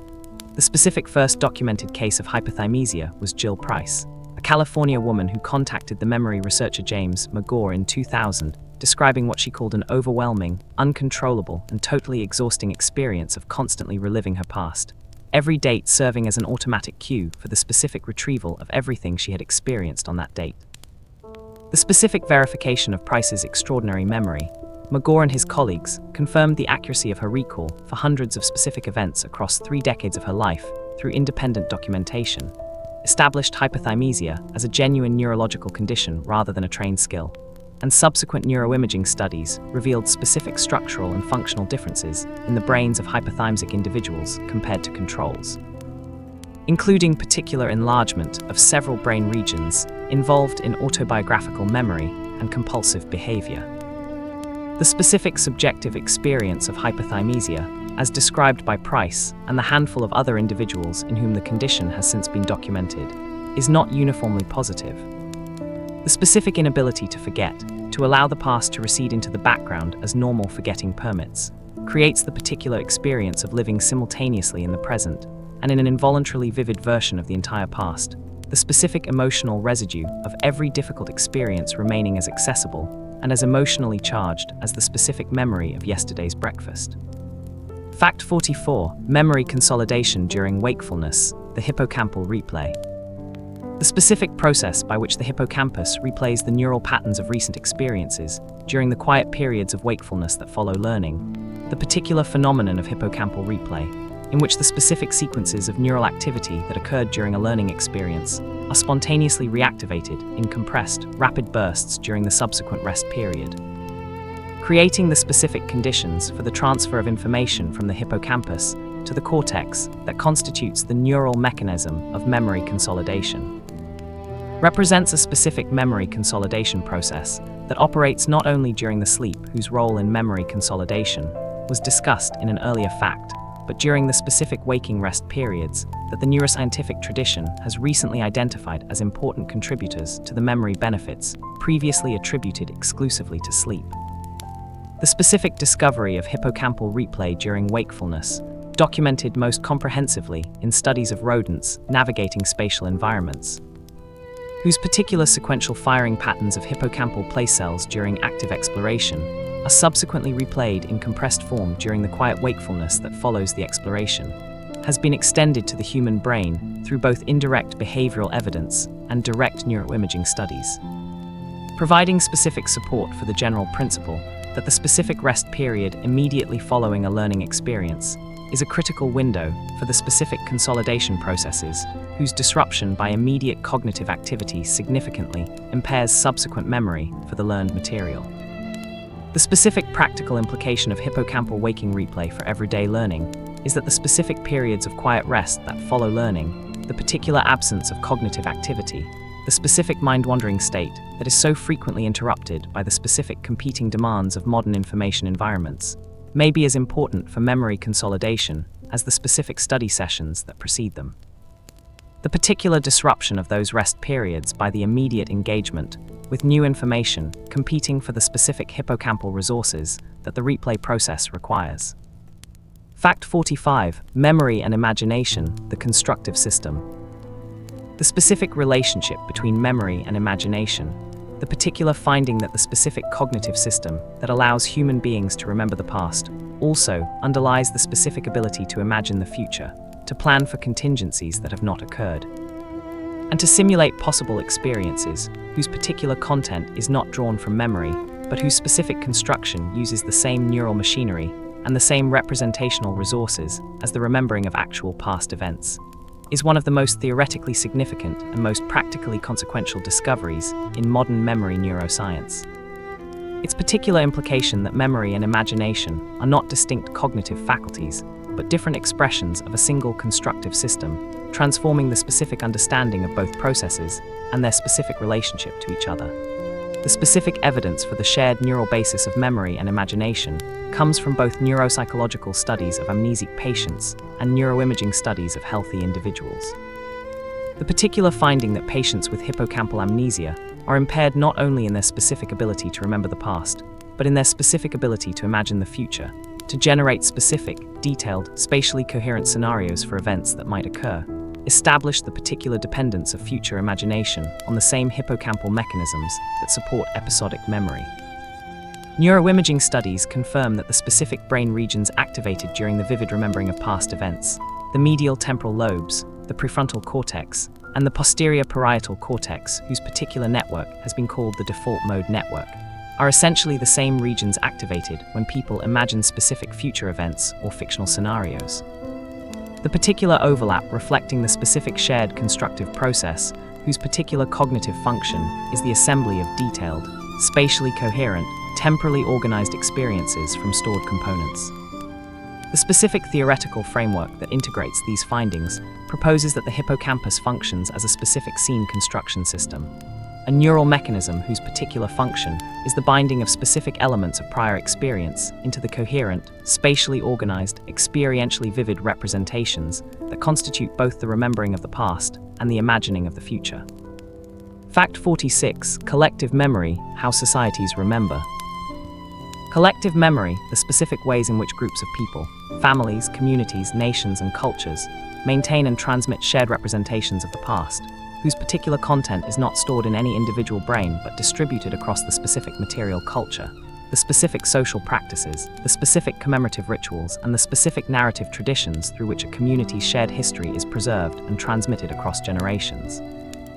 is a concept whose particular importance for the understanding of how historical knowledge is maintained and transformed has generated one of the richest interdisciplinary literatures in the entire study of memory. Its particular intersection of cognitive psychology, social psychology, history, and cultural studies, providing multiple specific perspectives on the specific mechanisms through which the social past is kept alive in the specific practices of the present. The specific concept of collective memory was introduced into sociological discourse by the French sociologist Maurice Halbwachs in his 1925 work Les Cadres sociaux de la mémoire, whose particular argument that all individual memory is socially shaped, that the specific memories of the individual are always organized within the specific frameworks of meaning and significance that their social group provides, established the foundational theoretical principle that the specific content of what an individual remembers is not determined solely by the specific events they have experienced, but by the specific social frameworks through which those events are given meaning and significance. The specific mechanisms through which collective memory is maintained and transmitted include the particular commemorative ritual, the specific annual observance of significant historical events whose particular function is the specific activation of shared memories in a social context that reinforces their specific emotional significance. The specific monument and memorial whose particular physical presence in the landscape serves as a specific environmental cue for the retrieval of collective memories, and the specific narrative tradition of oral and written history whose particular transmission of accounts of the past from one generation to the next constitutes the specific vehicle through which collective memories are maintained across time spans that vastly exceed the specific duration of any individual's life. Fact 47. Photographic memory: separating myth from reality. Photographic memory, the specific popular belief in the existence of a memory ability characterized by the particular capacity to retain visual information with the completeness, the accuracy, and the specific permanence of a photograph, allowing the specific reproduction of detailed visual scenes in their entirety at will, is one of the most persistent and most thoroughly debunked myths in the entire psychology of memory. The specific scientific search for individuals who genuinely possess a memory of this kind having failed, over more than a century of investigation, to produce a single verified case whose particular memory actually meets the specific criteria that the photographic memory concept implies. The specific phenomenon that is most frequently confused with photographic memory in both popular accounts and early scientific literature is eidetic imagery, the particular ability, more common in children than adults but found in a small percentage of both populations, to maintain a vivid visual image of a briefly presented scene for a short period after the scene is removed from view, allowing the specific details of the image to be described as if it were still present. Eidetic imagery is not, however, photographic memory in the sense the popular concept implies. The specific images maintained by eidetic imagers are not perfectly accurate reproductions of the original scene, but specific reconstructions that show the same susceptibility to errors, omissions, and distortions as other forms of visual memory. And they are not permanent records that can be retrieved at will months or years after the original viewing, but specific temporary representations that fade within minutes. The specific case of Kim Peek, the particular individual whose extraordinary memory abilities were the inspiration for the character of Raymond Babbitt in the film Rain Man, is often cited as an example of photographic memory, but Peek's specific abilities, while genuinely extraordinary, were of a qualitatively different character from photographic memory. Reflecting specific neurological differences in the organization of his brain, rather than the particular enhancement of normal visual memory processes that the photographic memory concept imagines. Fact 48. The memory of music, why songs take you back. The specific ability of music to trigger autobiographical memories, the particular phenomenon whereby a specific song or musical piece heard unexpectedly produces an involuntary, vivid, and emotionally charged recollection of the specific time and place and personal circumstances in which that music was previously encountered, whose particular intensity and particular involuntary character give these music-evoked memories a quality that many people describe as among the most powerful memory experiences they ever have. Is one of the most reliably reported and most personally significant of all the specific interactions between the human memory system and the sensory environment, and one whose particular neuroscientific basis, reflecting the specific organization of the memory systems involved, and the particular importance of the period of adolescence and early adulthood in the formation of the most emotionally charged music memory associations, has been substantially elucidated by modern research. The specific phenomenon of the reminiscence bump, the particular finding, documented across multiple cultures and multiple cohorts, that adults tend to have more vivid and more numerous autobiographical memories from the period between approximately 10 and 30 years of age than from any other period of their lives, is particularly pronounced for music-associated memories. The specific songs that serve as the most powerful autobiographical memory cues, for most adults being those that were encountered during adolescence and early adulthood, the particular developmental period, whose specific combination of intense emotionality, significant identity formation, and the first encounters with much of the music that will remain emotionally significant throughout life, creates the specific conditions for the formation of the most durable and most emotionally charged music memory associations. The specific preservation of music-related memory in Alzheimer's disease, the particular finding that the ability to recognize and respond emotionally to personally significant music is often preserved in individuals whose episodic, semantic, and even procedural memory have been severely impaired, reflects the specific neural basis of music memory in brain regions that are relatively spared in the early stages of the disease. Fact 49. The memory of language, how words are stored.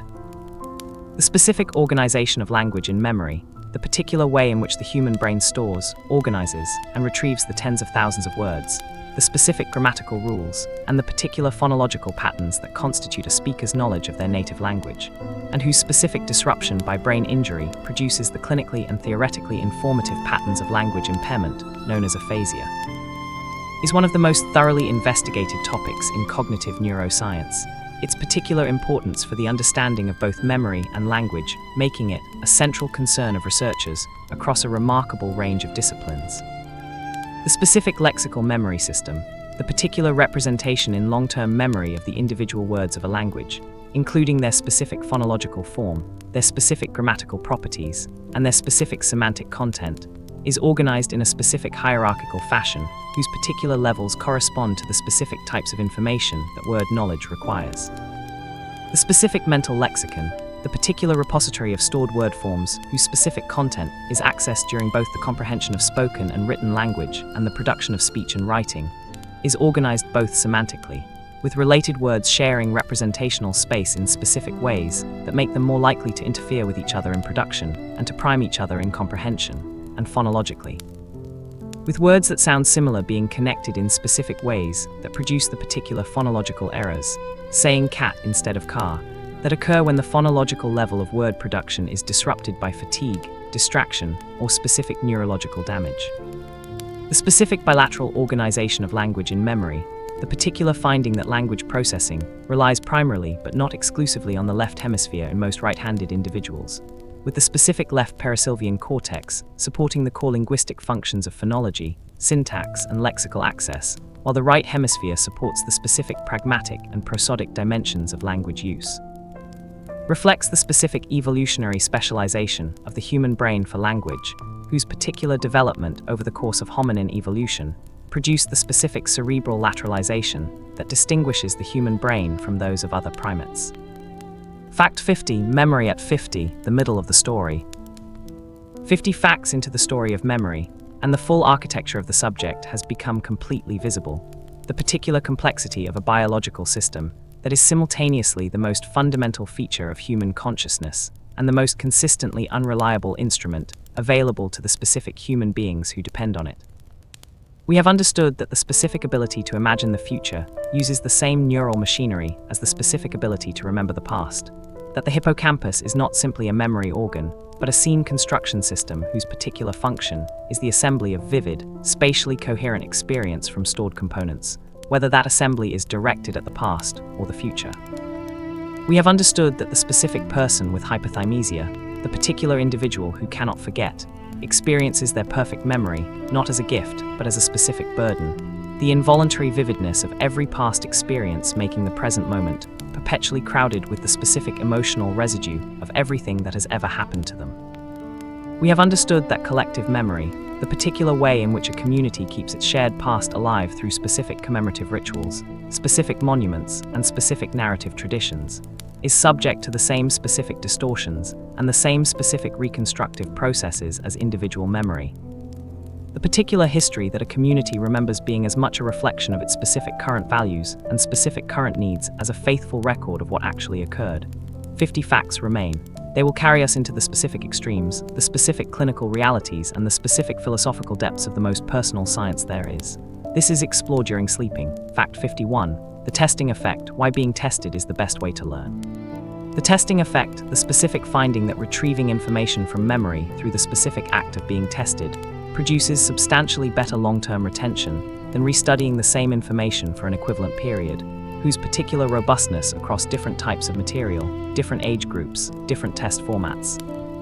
and different testing intervals makes it one of the most consistently replicated and most practically applicable findings in the entire cognitive psychology of learning, is the specific experimental demonstration of the principle that the specific difficulty of retrieval, rather than being simply an unpleasant measure of how much has been forgotten, is itself the specific mechanism through which long-term retention is enhanced.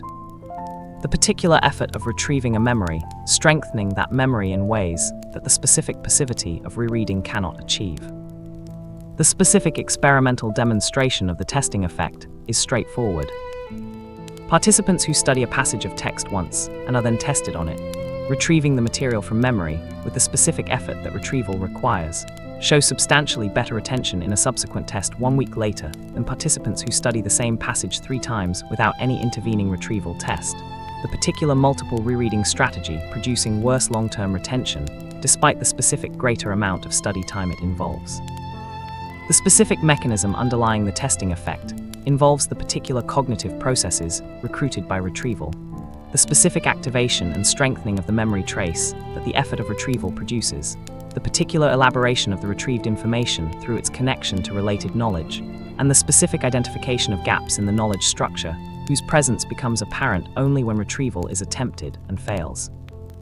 Creating the particular motivated encoding of the missing information that successful restudy can then provide, the specific desirable difficulty of the testing effect, the particular counterintuitive insight that making learning feel harder through retrieval practice produces better outcomes than making it feel easier through rereading, is one of the specific findings whose implications, if fully adopted in educational practice, would most significantly transform the specific experience of learning and the specific efficiency with which knowledge is acquired. Fact 52. Memory for faces, the brain's special recognition system. The specific ability of the human brain to recognize faces, the particular capacity to identify specific individuals from their facial appearance, to remember faces encountered briefly in contexts ranging from a single fleeting encounter to a lifetime of social interaction, and to do so with a speed, an accuracy, and a resistance to variation in viewing conditions whose combined performance vastly exceeds that of any other object recognition task, is supported by a specific neural system whose particular specialization for face processing has been one of the most debated and most productively investigated topics in cognitive neuroscience. The specific question of whether the brain has dedicated face processing machinery or whether face processing is simply an extreme case of the expert object recognition whose particular efficiency is achieved through extensive practice, being a debate whose resolution has important implications for the specific understanding of how the memory system becomes specialized through experience. The specific brain region most consistently associated with face recognition is the fusiform face area, the particular region of the fusiform gyrus in the ventral temporal cortex, whose specific selective activation for faces compared to other objects was documented by Nancy Kanwisher and her colleagues in a 1997 neuroimaging study that generated one of the most productive and most contested findings in the history of cognitive neuroscience. Patients with specific damage to the fusiform gyrus and surrounding regions develop prosopagnosia, the particular inability to recognize faces, including one's own face in a mirror, while retaining the ability to recognize objects, places, and other visual stimuli. A specific dissociation that provides the most compelling behavioral evidence for the particular specialization of the face recognition system. The specific phenomenon of the other race effect, the particular finding that people are substantially better at recognizing faces of their own racial group than faces of other racial groups, a pattern that reflects the specific differential experience of faces across racial groups rather than any inherent racial bias in the face recognition system. Demonstrates the particular experiential tuning of the face memory system to the specific types of faces encountered most frequently during the critical developmental period for face processing expertise.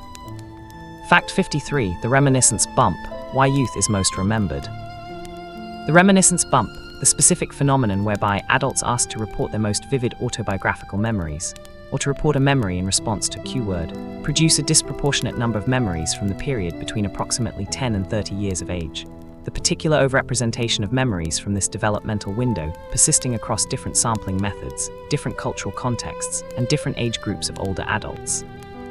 is one of the most consistently replicated and most theoretically significant findings in the psychology of autobiographical memory. Its particular existence revealing that the specific distribution of autobiographical memories across the lifespan is not random or uniform, but shaped by the specific developmental processes of the second and third decades of life, whose particular combination of biological maturation, identity formation, and the specific character of the experiences encountered during this period creates the conditions for unusually durable and unusually accessible memory formation. The specific explanations proposed for the reminiscence bump reflect the particular multifactorial character of the phenomenon. The cognitive account proposes that the specific memories from adolescence and early adulthood are better retained because they represent the first instances of a large number of important life experiences. The first romantic relationship, the first independent residence, the first experience of significant personal loss, whose particular novelty at the time of encoding creates the specific conditions for stronger memory formation than the repeated instances of familiar experience types that characterize later adulthood. The identity account proposes that the specific memories from adolescence and early adulthood are more accessible than those from other periods because they were formed during the specific developmental window of identity formation. The particular process of constructing a coherent personal identity during adolescence and early adulthood, creating the specific motivation to rehearse, reflect on, and narrativize the experiences of that period in ways that enhance their long-term accessibility. The cultural life script account proposes that many of the specific memories from the reminiscence bump period are rendered more accessible by their correspondence with the specific cultural expectations about what constitutes a significant biographical event, the graduation, the marriage, the birth of children, whose particular cultural significance motivates the specific rehearsal and specific narrative elaboration that enhances long-term memory. Fact 54. Memory distortion in everyday life, the lies we tell ourselves. The specific ways in which memory distortion operates in the context of everyday life, the particular errors, biases, and reconstructive distortions that affect the specific memories of ordinary people in the specific situations of everyday experience, rather than in the laboratory settings where most memory research is conducted, are both more pervasive and more personally consequential than most people's folk theory of memory acknowledges. The specific assumption that one's own memories are generally reliable being one of the most consistently maintained and most consistently incorrect beliefs in the human psychological repertoire. The specific consistency bias, the particular tendency to remember past attitudes, beliefs, and behaviors as more consistent with current ones than the specific historical record would support, creates the particular experience of having always held one's current beliefs and having always behaved in accordance with one's current values. the specific revision of past attitudes and behaviors to match present ones occurring silently and automatically through the specific reconstructive mechanism of memory, whose operation is entirely invisible to the person whose memories are being revised. The specific egocentric bias, the particular tendency to remember one's own contributions to joint activities as larger than they actually were, produces the specific pattern, documented in studies of collaborative pairs and groups, in which the sum of the individually recalled contributions exceeds 100% of the actual total. Each person's specific memory having been reconstructed in a way that slightly inflates their specific contribution and slightly deflates the contributions of others without any specific intention to deceive. The specific telescoping effect, the particular distortion of the temporal distance of memories, in which forward telescoping causes recent events to be remembered as further in the past than they actually were, and backward telescoping causes remote events to be remembered as more recent than they actually were, creates the particular systematic errors in retrospective time estimation that make human memory an unreliable instrument for the specific dating of past events. Fact 55. The neuroscience of memory storage, where memories live. The specific question of where memories are stored in the brain, the particular neural substrate in which the specific information content of a long-term memory resides, whose location has been the subject of scientific investigation since Carl Lashley's unsuccessful search for the engram in the first half of the 20th century, has been progressively answered over the past 4 decades of neuroscientific research, whose specific convergence of evidence from lesion studies, neuroimaging, and molecular biology has established the particular distributed cortical storage account of long-term memory, whose specific content reflects the specific character of the neural changes that underlie memory at the molecular and synaptic level. Lashley's specific search for the engram, the particular series of experiments in which he attempted to locate the specific neural site of a learned habit in the rat brain by systematically lesioning different brain regions and testing the retained memory performance. Finding to his increasing frustration that memory impairment was proportional to the amount of cortex removed rather than to its specific location, led him to the specific conclusion that memories are not stored in specific brain locations, but are distributed across the cortex, a conclusion that subsequent research has refined rather than overturned. The specific modern understanding of memory storage holds that the specific content of a long-term memory is stored in the specific cortical regions that process the original experience, visual memories in visual cortex, auditory memories in auditory cortex, semantic memories in the temporal and frontal cortices, whose particular role in conceptual processing makes them the specific storage sites for the abstract, amodal representations that constitute semantic knowledge. With the specific binding of these distributed cortical representations into the coherent, multimodal memory of a specific experience being accomplished by the hippocampus during the encoding and early consolidation period, and becoming progressively independent of hippocampal involvement as the cortical representations are strengthened through repeated reactivation during systems consolidation. Fact 56. Memory in animals, how other minds remember. The specific memory capacities of non-human animals, the particular forms of learning and memory, whose presence in species ranging from the sea slug Aplysia to the chimpanzee, reveals the specific evolutionary continuity of the memory mechanisms that reach their greatest complexity in the human brain, and whose particular study has provided both the specific behavioral evidence for the universality of basic memory mechanisms across the animal kingdom, and the specific molecular and cellular evidence for the particular synaptic mechanisms of memory storage that underlie learning in every nervous system that has been studied, constitute one of the richest and most productive areas of biological investigation. Their specific findings connecting the phenomenology of human memory to the specific molecular biology of the synapse through a chain of evolutionary continuity, whose particular links have been forged by the comparative study of memory across species. The specific sea slug Aplysia californica, the large marine gastropod whose particular simplicity of nervous system, with only approximately 20,000 neurons compared to the approximately 86 billion in the human brain, and whose specific large, identifiable neurons made the specific synaptic changes underlying simple forms of learning directly observable in a way impossible in more complex nervous systems,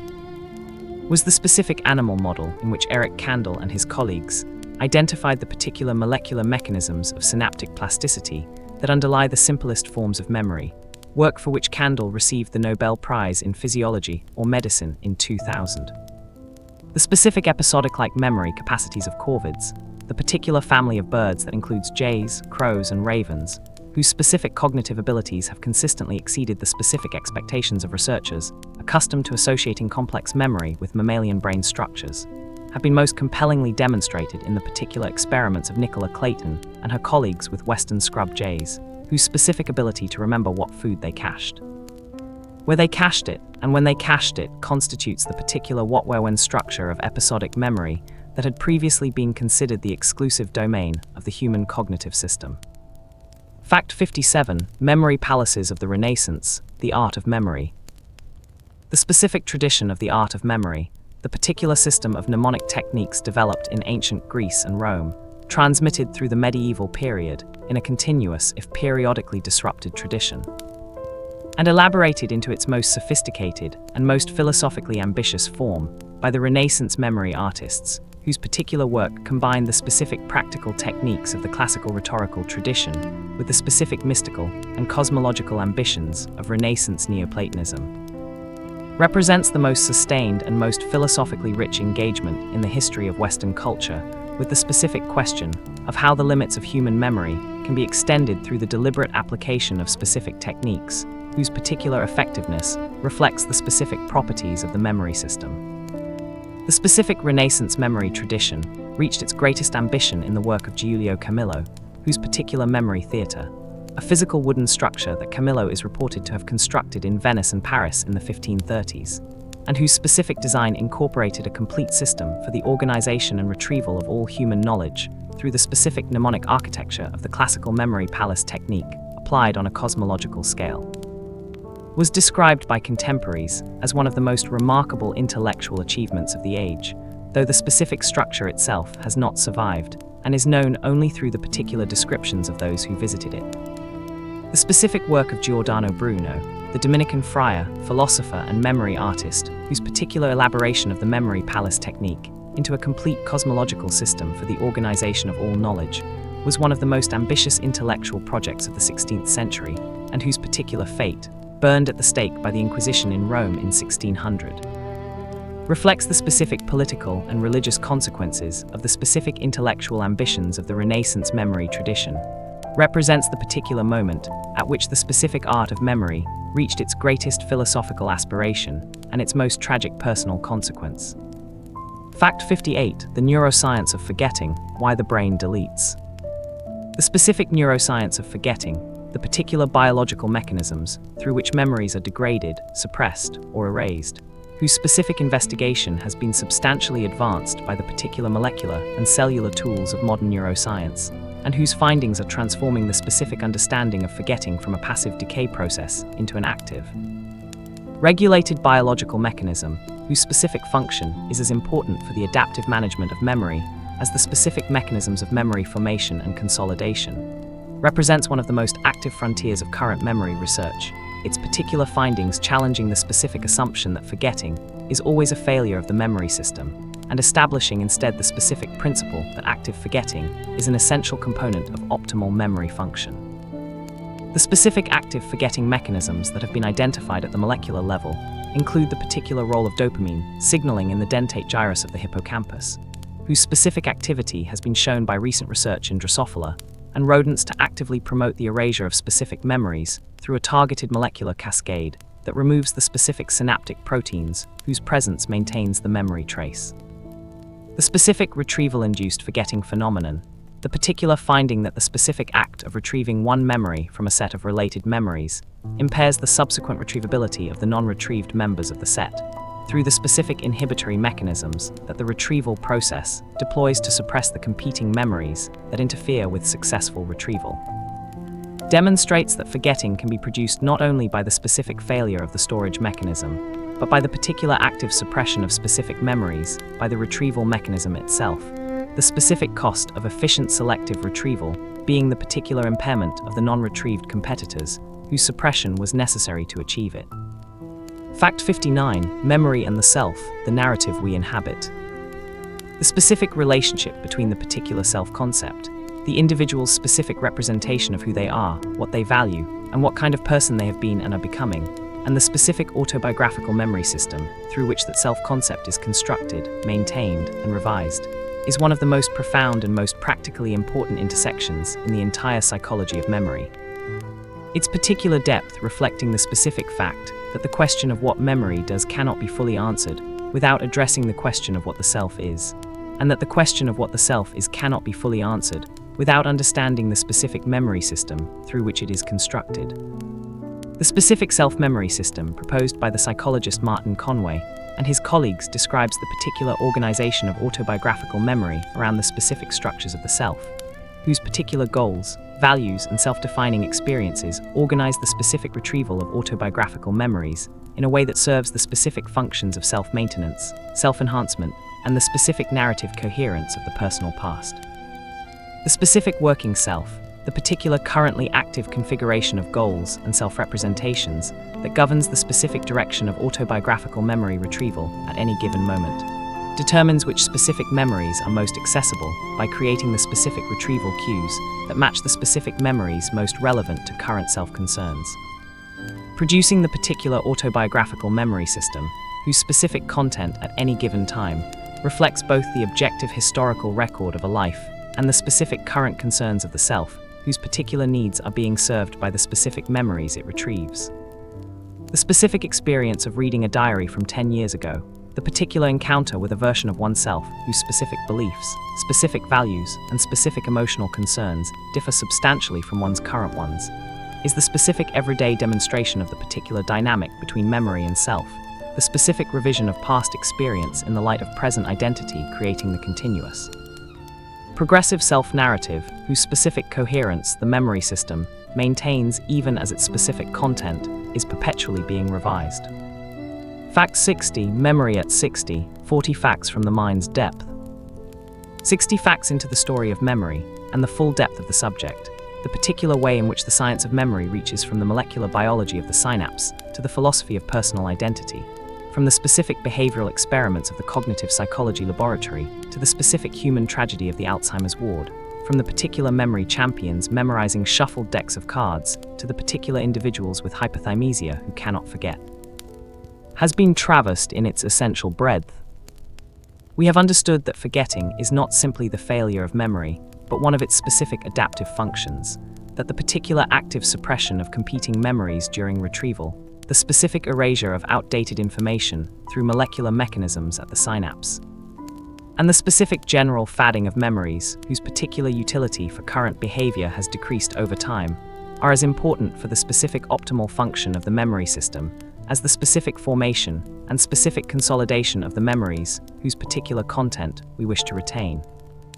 We have understood that the specific self is in large part a specific memory, that the particular narrative of who you are and where you came from is constructed from the specific reconstructive processes of the autobiographical memory system, whose particular character, dynamic and self-serving and perpetually revised, means that the specific self you experience as continuous and stable is in fact a specific ongoing creative project, whose particular author is the specific brain that is.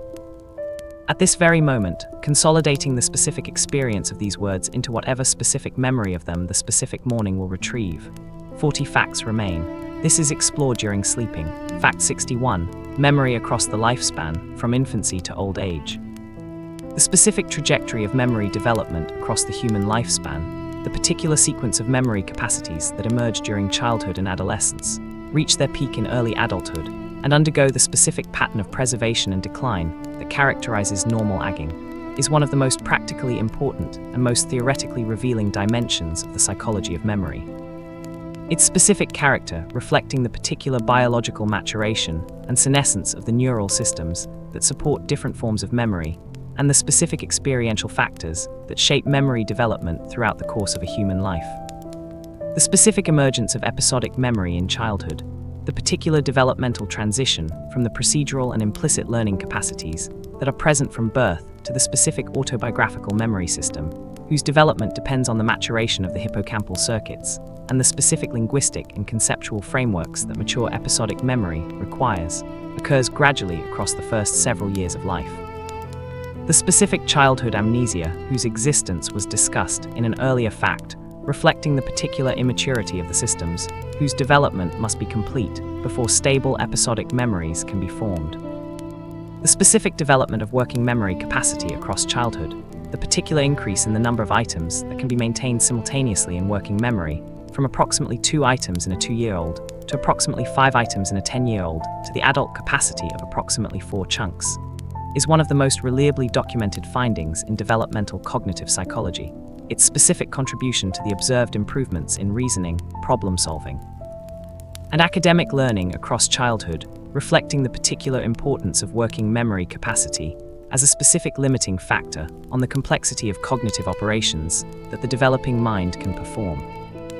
The specific trajectory of memory across old age, the particular pattern of episodic memory decline, working memory reduction, and retrieval speed slowing alongside the relative preservation of semantic memory, procedural memory, and recognition memory, whose specific features were discussed in an earlier fact, reflects the specific differential vulnerability of the neural systems supporting different memory functions to the biological processes of normal brain aging. Fact 62. The accuracy of childhood memory, what we really remember. The specific accuracy of autobiographical memories from childhood, the particular question of how reliably the specific events of childhood are remembered in adult life, whose answer is both more complex and more humbling than the specific confidence with which most adults hold their childhood memories would suggest, is one of the most practically consequential topics in the entire applied psychology of memory, its specific importance for the clinical context of therapy, the legal context of recovered memory testimony, and the personal context of the specific beliefs that most people hold about their own developmental history, making it simultaneously a scientific question of considerable difficulty and a human question of considerable significance. The specific research on the accuracy of childhood memories has documented a systematic pattern of distortion whose particular character reflects the specific operation of the reconstructive memory system on the specific material of childhood experience. The specific memories of early childhood that adults report, the particular vivid, detailed autobiographical memories from the period before approximately 5 to 7 years of age, are, when checked against independent corroborating evidence such as photographs, home videos, and the testimony of family members, more likely to be inaccurate than memories from later periods, the specific combination of the immaturity of the encoding system in early childhood, the longer retention intervals separating the event from the adult recollection, and the specific susceptibility of early memories to the particular process of post-event contamination through family stories and photographs, producing a specific pattern of unreliability that most adults are entirely unaware of. The specific family stories effect, the particular finding that memories described by family members as events that occurred before the child was old enough to remember them, are sometimes reported by adults as genuine autobiographical memories, the specific narrative content of the family story having been incorporated into the individual's autobiographical memory as a specific personal recollection, is among the most revealing demonstrations of the particular permeability of the boundary between memory and narrative in the autobiographical memory system. Fact 63. Memory enhancement, what actually works. The specific evidence base for memory enhancement, the particular interventions, substances, and techniques whose efficacy in improving human memory performance has been supported by rigorously controlled scientific evidence, whose specific assessment requires careful distinction between the particular enhancement of specific memory processes under specific conditions and the general improvement of memory across all contexts and all populations that most people have in mind when they contemplate the possibility of memory enhancement, is considerably more limited than the specific claims of the memory supplement industry, the specific testimonials of memory improvement course vendors, and the particular optimism of the popular neuroscience literature would suggest. The specific evidence supporting most commercially available memory enhancement products being either entirely absent or confined to specific populations under specific conditions whose generalization to the general population of healthy adults cannot be assumed. The specific interventions with the strongest evidence base for memory enhancement in healthy adults are behavioral rather than pharmacological, the particular spacing effect, the specific testing effect, the particular memory palace technique, and the specific practice of adequate sleep, whose aggregate impact on memory performance, when consistently applied, is substantially larger than the specific effects of any supplement or drug, whose efficacy in healthy adults has been tested in adequately controlled trials.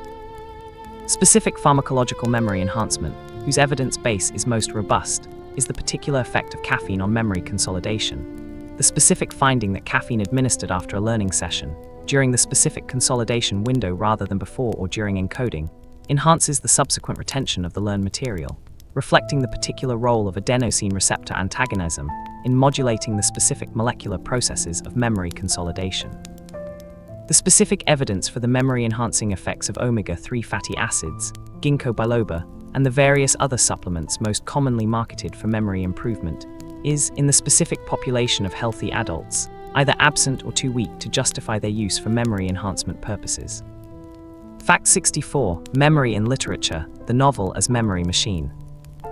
The specific engagement of literature with the experience and the mechanisms of memory, the particular ways in which the novel, the short story, and the poem have explored the specific phenomenology of remembering and forgetting, the particular unreliability of autobiographical memory, and the specific relationship between memory and personal identity, informs that sometimes anticipate and sometimes go beyond the specific insights of the scientific tradition. Constitutes one of the most productive interfaces between the humanistic and the scientific study of memory, whose particular fertility reflects the specific complementarity of the literary and the scientific approaches to a subject that is simultaneously a biological mechanism and a human experience. The specific literary tradition of memory is not merely a body of illustrations for the scientific findings, but a specific independent investigation of the phenomenology of remembering whose particular insights, achieved through the specific methods of artistic exploration rather than empirical measurement, have contributed to the scientific tradition in ways that the most productive scientists in the field have consistently acknowledged. Marcel Proust, whose particular 7-volume novel In Search of Lost Time, written between 1909 and 1922, constitutes the most extensive and most philosophically sophisticated literary exploration of memory in the Western tradition, anticipated specific findings of modern memory science with a specificity that reflects the particular depth of his introspective engagement with the specific mechanisms of his own memory. The specific Proustian insight that voluntary memory, the deliberate effort to recall the past, produces a pale and inadequate version of the past compared to the involuntary memory triggered by specific sensory cues, reflects the specific difference between the explicit recollective process and the automatic associative retrieval, whose particular character Proust describes with a precision that modern neuroscience has confirmed, and whose specific mechanism. The direct olfactory pathway to the emotional memory system, it has explained. Fact 65. Memory and emotion, the two-way street. The specific bidirectional relationship between memory and emotion, the particular ways in which emotional state influences the specific formation, storage, and retrieval of memories, and the particular ways in which specific memories in turn influence emotional state, is one of the most practically consequential and most extensively investigated topics in the entire field of memory research. Its specific importance for the understanding of mood disorders, anxiety disorders, and the specific psychological consequences of trauma, making it a central concern of clinical as well as experimental psychology.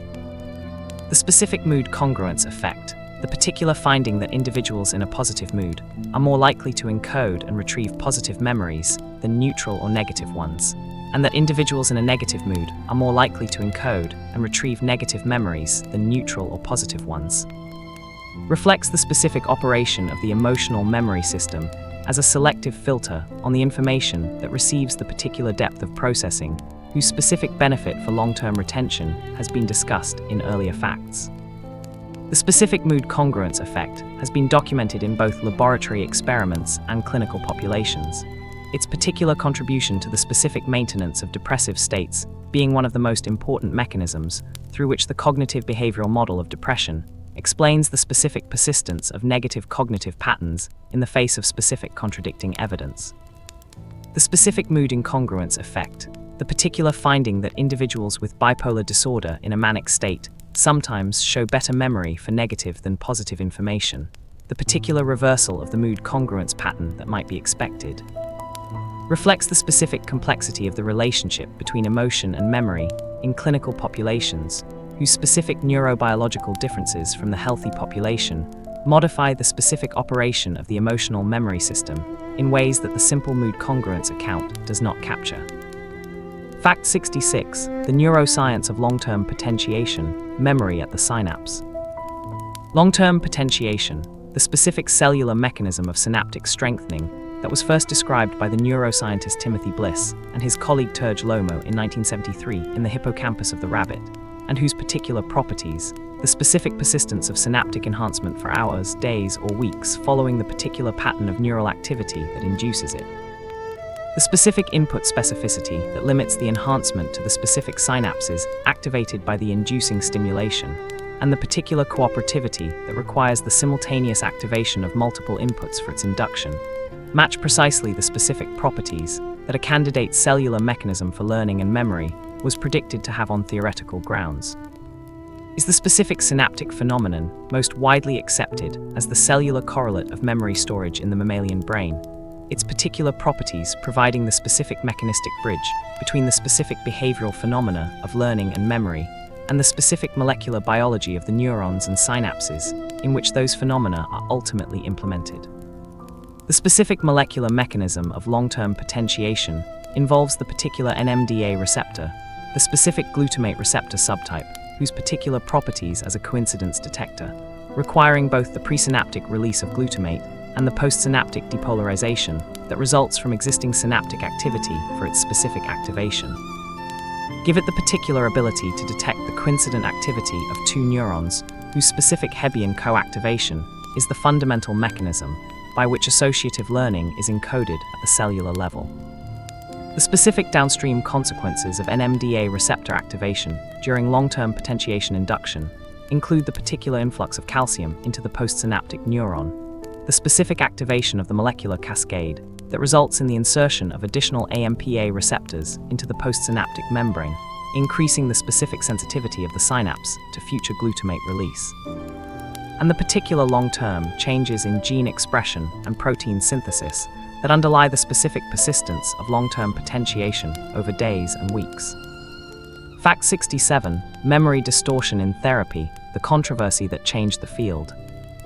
The specific controversy about the creation and recovery of false memories in therapeutic contexts.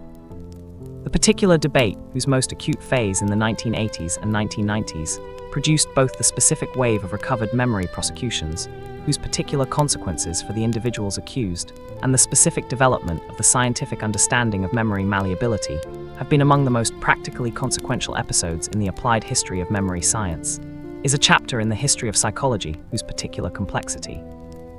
involving the specific intersection of clinical practice, experimental science, legal proceedings, and the specific human experiences of genuine abuse survivors and falsely accused individuals, resists any simple summary, but whose specific lessons for the relationship between memory science and clinical practice remain deeply important.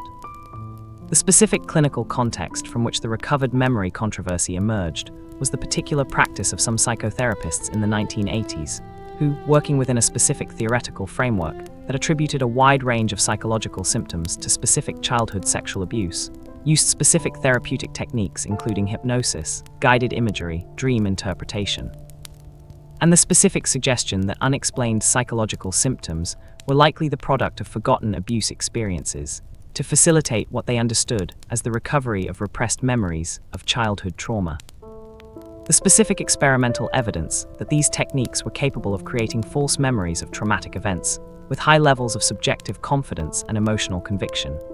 Evidence provided by the particular series of experimental studies that Loftus and her colleagues conducted in the 1990s, demonstrating the specific ease with which false memories of childhood events could be implanted through the particular techniques that the recovered memory therapists were using,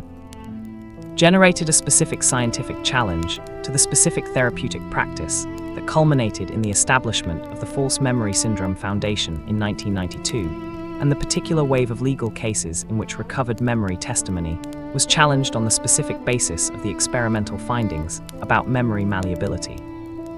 Fact 68, Memory for Numbers, How Humans Differ in Mathematical Memory.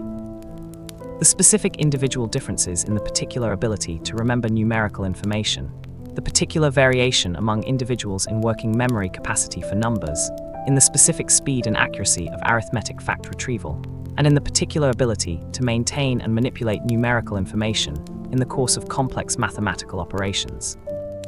is one of the most practically important and most consistently underappreciated dimensions of the specific psychology of individual differences in cognitive ability, its particular importance for educational practice and professional selection, making it a topic of both scientific and applied significance. The specific cognitive architecture underlying the memory for numerical information involves the particular phonological loop component of working memory,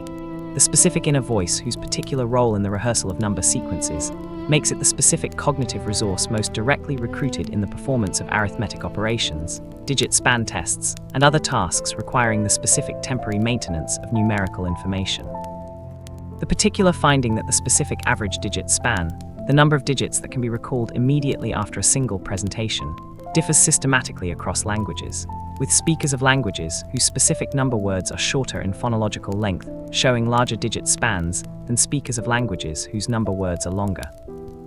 Provides a specific demonstration of the particular dependence of numerical working memory on the phonological properties of the specific language in which numbers are encoded. Chinese speakers showing consistently larger digit spans than English speakers, reflecting the specific shorter phonological length of Chinese number words.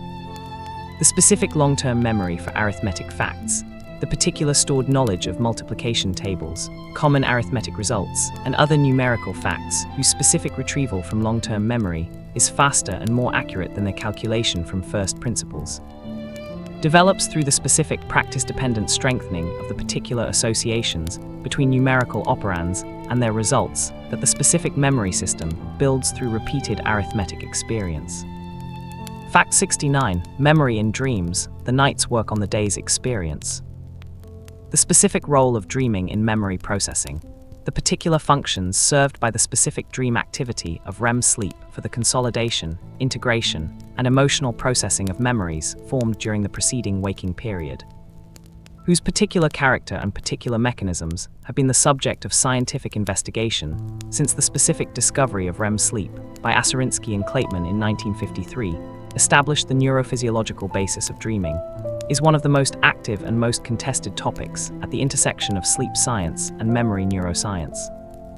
Its particular complexity, reflecting the specific difficulty of investigating the relationship between the subjective experience of dreaming and the specific physiological processes of the sleeping brain, whose particular relationship to waking memory remains incompletely understood. The specific contribution of dreaming to memory processing has been most convincingly demonstrated in studies of procedural skill learning, whose particular improvement across a sleep period rich in REM sleep was one of the first specific demonstrations that sleep actively contributes to memory consolidation rather than simply protecting it from the interference of waking activity. The specific role of dream content in memory processing has been investigated by Matthew Walker and Robert Stickgold, whose particular finding that the specific incorporation of recently acquired task-related information into dream content predicts the specific degree of overnight performance improvement on the task, provides the most direct behavioral evidence that the subjective experience of dreaming and the specific memory-enhancing effects of REM sleep are mechanistically related rather than merely coincidentally associated. The specific Freudian proposal that dreams serve primarily the function of wish fulfillment through the disguised representation of repressed desires, whose particular influence on the cultural understanding of dreaming vastly exceeded its specific scientific support, has been largely replaced in contemporary neuroscience by accounts that emphasize the specific roles of dreaming in memory consolidation, emotional regulation,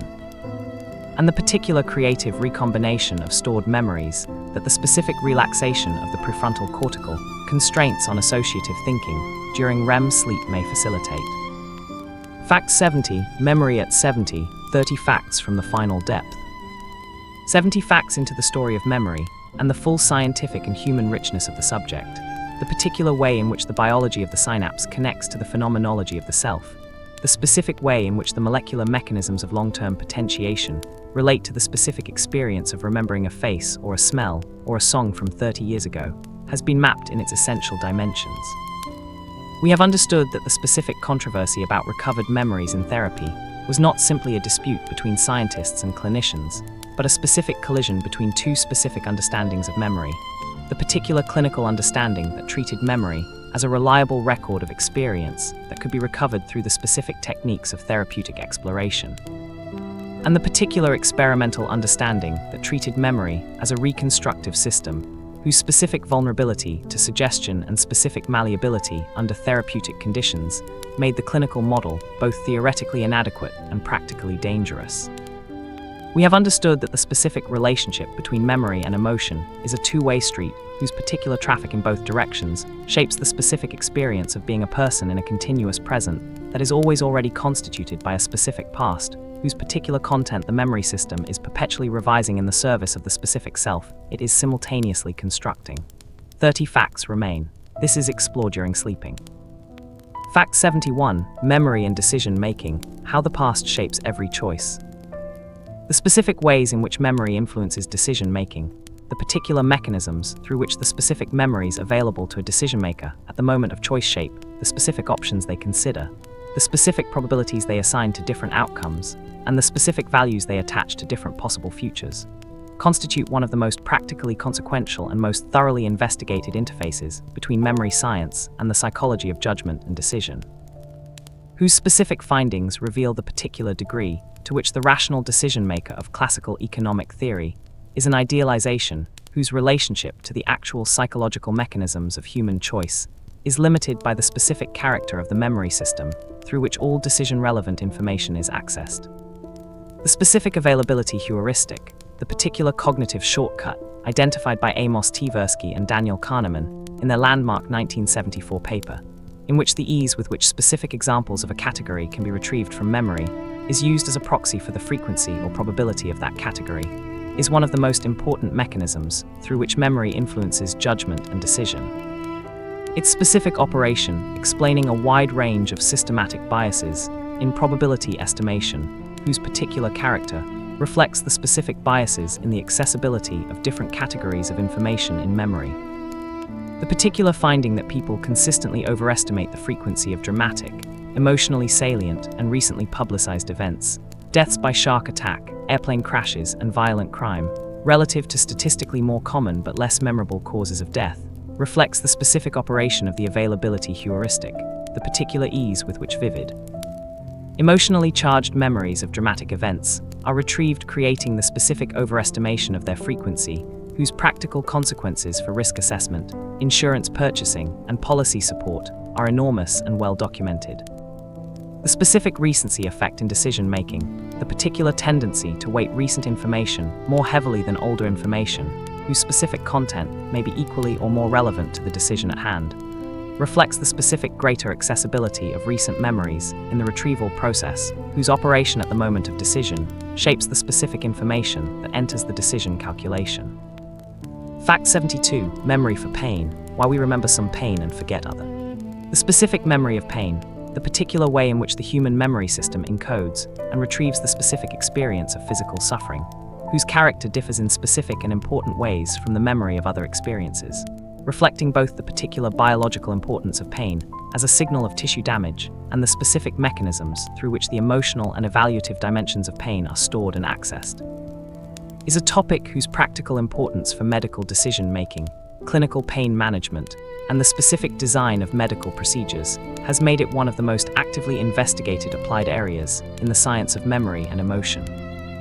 The specific peak-end rule, the particular finding, documented by Daniel Kahneman and his colleagues in a series of studies whose medical applications have been among the most practically impactful in the recent history of applied psychology, that people's retrospective evaluation of a painful experience is determined primarily by its specific most intense moment, the peak, and its specific final moment, the end, rather than by its total duration or the cumulative amount of pain experienced, reveals a specific and systematic way in which memory for pain diverges from the actual experience of pain in ways whose particular practical consequences for medical procedure design are significant and counterintuitive. The specific cold presser studies that Kahneman and his colleagues used to establish the Pekin rule, in which participants held their hand in painfully cold water for a fixed duration either followed by a brief period of slightly less cold water before removal or not, found that participants whose experience included the specific less painful final period rated the total experience as significantly less unpleasant and were significantly more willing to repeat it, despite the specific fact that the extended condition involved a longer total duration of pain exposure. The specific practical implication of this finding, that a brief period of reduced pain at the end of a medical procedure significantly improves patients' retrospective evaluation of the experience and their willingness to undergo future procedures. has been applied in the specific modification of colonoscopy procedures and other medical interventions whose particular design has been informed by the specific peak end rule. Fact 73. Memory and the Internet: how outsourcing memory changes the mind. The specific ways in which the pervasive availability of internet-connected devices has altered the specific patterns of human memory encoding, storage, and retrieval.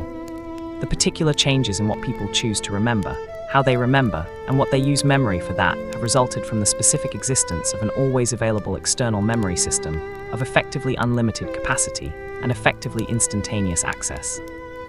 Is one of the most actively discussed and most practically significant topics in the contemporary psychology of memory, whose specific investigation has revealed both the particular ways in which technology extends human memory and the specific ways in which it may alter the cognitive processes that human memory supports. The specific Google effect, the particular finding documented by Betsy Sparrow and her colleagues in a 2011 science paper, whose particular timing at the beginning of the smartphone era gave it unusual cultural resonance, that people who expected to have access to information through an internet search showed reduced memory for the specific content of that information, while showing enhanced memory for where and how to find it.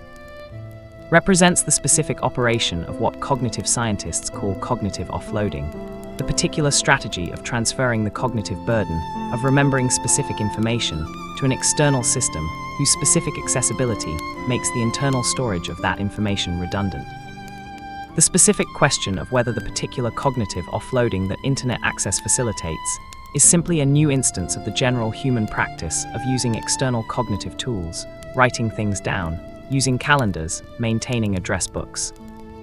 Or whether the specific scale and specific accessibility of the internet represents a qualitatively different relationship between internal and external memory systems, whose particular consequences for the development and maintenance of internal cognitive capacities are distinct from those of earlier external memory tools, is one that the specific research literature has not yet definitively resolved. The particular methodological challenges of studying the specific long-term effects of internet access on memory at the population level, making the definitive answer difficult to establish. Fact 74. Memory for spatial environments: the GPS brain. The specific neural system for spatial memory, the particular set of brain structures, including the hippocampus, the entorhinal cortex, and the parietal cortex, whose specific function is the encoding, storage, and retrieval of information about spatial environments, the locations of objects and destinations within those environments, and the navigational routes connecting specific locations, is one of the most thoroughly investigated memory systems in the entire field of neuroscience. Its particular study having produced not only the specific Nobel Prize-winning discoveries of place cells and grid cells, but a broader understanding of the specific mechanisms of hippocampal memory formation that has transformed the field. The specific place cells of the hippocampus, the particular neurons first discovered by John O'Keefe in 1971, whose specific firing pattern, becoming active when the animal is in a specific location in a familiar environment, provides the neural basis for the cognitive map, whose existence Tolman had proposed on behavioral grounds in the 1940s, are the specific neural correlates of spatial memory, whose particular properties have been most extensively characterized. Each specific place cell responds to a particular location in the environment. The specific ensemble of place cells active at any given location, providing a specific neural representation of that location, whose particular pattern of activity encodes the animal's current position in the cognitive map of the environment. The specific discovery of grid cells in the entorhinal cortex by Edvard Moser and May-Britt Moser in 2005. The particular neurons whose firing pattern forms a specific hexagonal grid that tiles the entire environment, providing the specific metric coordinate system within which the place cell's position representations are embedded. Completed the specific neural circuit for spatial navigation and memory, whose full description earned O'Keefe and the Mosers the Nobel Prize in Physiology or Medicine in 2014. Fact 75. The memory of witness: what the innocent convicted remember. The specific experience of the wrongfully convicted, the particular psychological reality of individuals who have spent years or decades in prison for crimes they did not commit, convicted on the basis of eyewitness misidentification, whose specific mechanisms have been documented in this narrative, and whose particular post-exoneration accounts of the experience of being identified, tried, convicted, and imprisoned for a specific crime they knew they had not committed. Provides the most humanly devastating illustration available of the specific practical consequences of the specific scientific findings about eyewitness memory unreliability.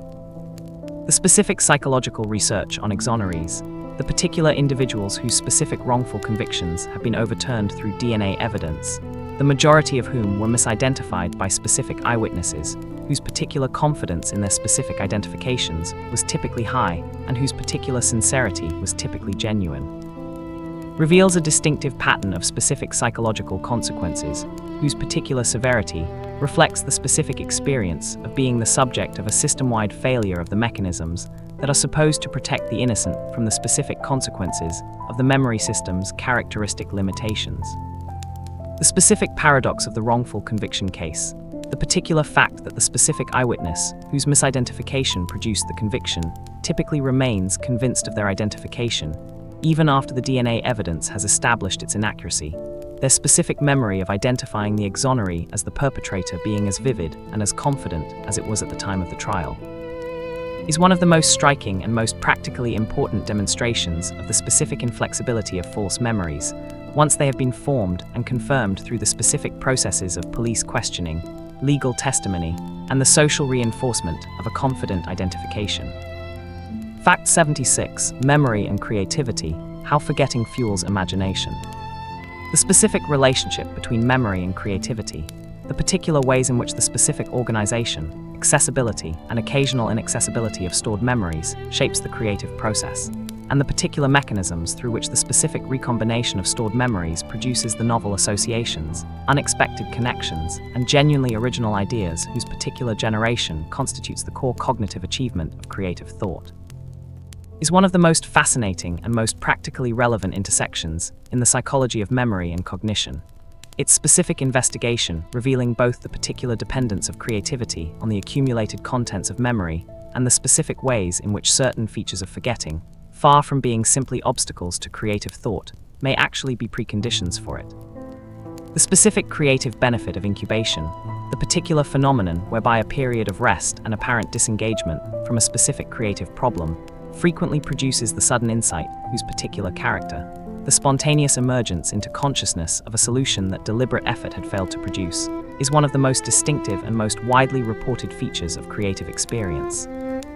has been linked to the specific memory processes of the default mode network, whose particular activity during mind-wandering and rest enables the specific associative retrieval, whose combination of remote and unusual memory connections is the specific cognitive substrate of creative insight.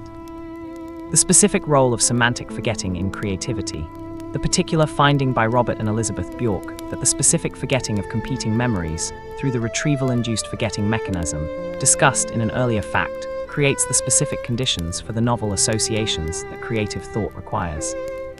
The particular suppression of the most immediately accessible and most strongly associated memories, creating the specific space for the more remote and more unusual associations, whose particular novelty constitutes the specific contribution of creative thought, represents one of the more surprising specific benefits of a specific memory failure mechanism, whose adaptive function is not the enhancement of creativity, but the specific efficiency of selective retrieval.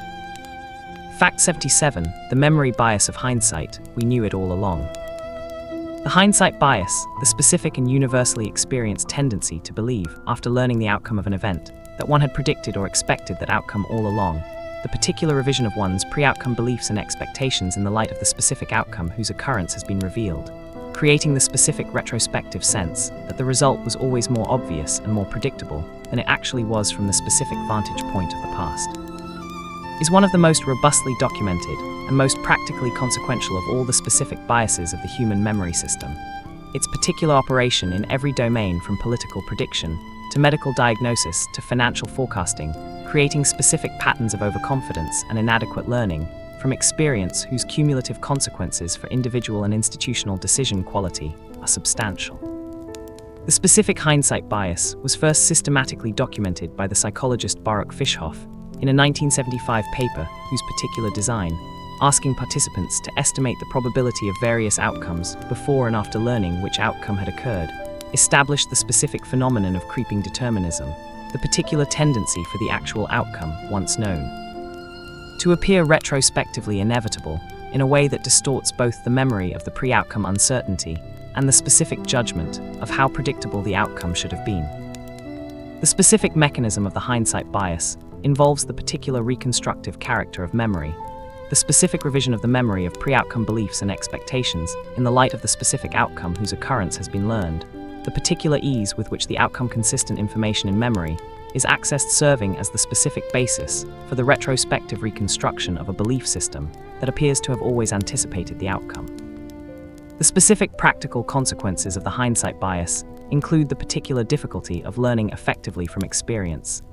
the specific revision of pre-outcome uncertainty into post-outcome certainty that the bias produces prevents the specific identification of the particular features of the pre-outcome situation whose recognition in future similar situations would allow better prediction. And the specific tendency to evaluate the specific decisions of others harshly on the basis of outcomes whose specific predictability is retrospectively overestimated. Fact 78. Memory in Education, the Science of Learning. The specific findings of memory science that are most directly relevant to educational practice, the particular experimental results whose specific implications for how material should be presented, how learning should be scheduled, how students should be tested, and how the specific conditions of the learning environment should be managed to maximize the specific long-term retention of the material being taught, constitute one of the most productive and most practically important applications of the cognitive science of memory, whose translation into specific educational recommendations has the potential to significantly improve the specific efficiency of the educational process for learners across the full range of educational contexts. The specific gap between what the science of memory has established about optimal learning conditions and what educational practice actually does, the particular persistence of mass study, passive rereading, and the specific front-loading of assessment at the end of a course of instruction that characterize the typical educational approach, despite the specific experimental evidence that distributed practice, active retrieval, and formative testing, distributed throughout the course, produce substantially better long-term retention, is one of the most consequential specific failures of the translation of psychological science into practical application.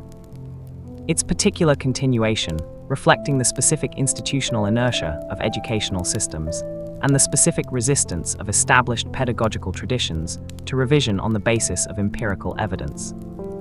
The specific learning strategies that the memory science literature most consistently identifies as effective, above all the particular combination of spaced retrieval practice and interleaved practice across different topic areas, whose specific benefits for long-term retention and transfer have been documented in both laboratory and classroom settings, are, when implemented consistently and over sufficient time, capable of producing the specific improvements in learning efficiency that the laboratory evidence predicts, the particular challenge being not the specific absence of effective strategies, but the specific difficulty of sustaining their implementation in the face of the learner's natural preference for the specific strategies that feel more comfortable but produce inferior results. Fact 79. The future of memory science, what we are about to understand.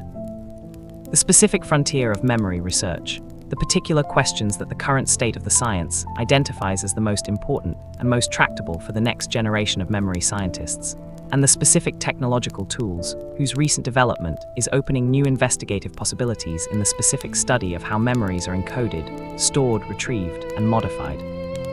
represents both the specific limit of the current scientific understanding and the particular direction in which that understanding is most rapidly expanding. Its character as a frontier, defined as much by the specific tools that are newly available as by the specific questions that have been most persistently resistant to the tools previously available. The specific development of optogenetics, the particular technique in which the specific genes for light-sensitive ion channels are introduced into specific neurons, allowing their activity to be controlled with millisecond precision by specific light pulses delivered through implanted optical fibers, has opened specific new possibilities for the investigation of memory at the cellular and circuit level that were entirely beyond reach before the technique's development in the early 2000s. The specific demonstration by Su Liu and Suzumu Tongawa in 2012 that optogenetic stimulation of the specific hippocampal neurons activated during a specific fear conditioning experience could reactivate the specific fear memory in the absence of the original conditioning stimulus, establishing the specific engram cells whose collective activity constitutes the neural representation of a specific memory, represented a specific landmark in the neuroscience of memory whose particular importance for the subsequent investigation of specific memory disorders and specific memory manipulation possibilities has made it one of the most cited findings in the recent memory literature.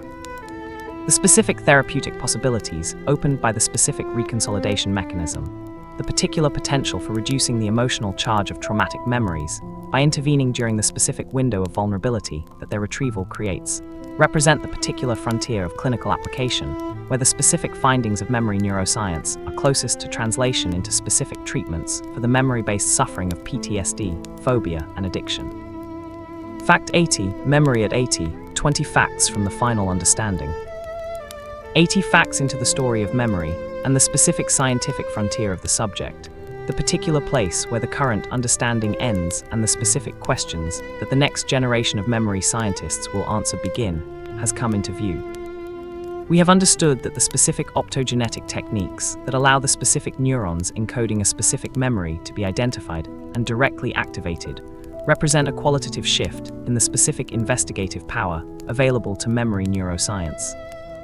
Particular ability to find and manipulate the specific cells in which a specific memory resides, transforming the specific search for the engram that Lashley pursued unsuccessfully for decades into a specific experimental program whose particular results are already beginning to reveal the specific neural architecture of memory in ways whose implications for both the specific science and the specific therapeutic possibilities extend far beyond what was imaginable even a decade ago. We have understood that the specific gap between what memory science has established about how memory works and what educational practice actually does is one of the most consequential specific failures of the translation of psychological research into applied human benefit. The particular persistence of mass study and passive rereading in the face of specific evidence that they produce inferior results being a specific example of the more general problem of the institutional inertia that resists specific evidence-based revision of established practices. 20 facts remain. They will carry us to the end of the memory story, to the specific philosophical depths, the specific human meanings, and the specific question that the entire science of memory ultimately forces us to confront. This is explored during sleeping.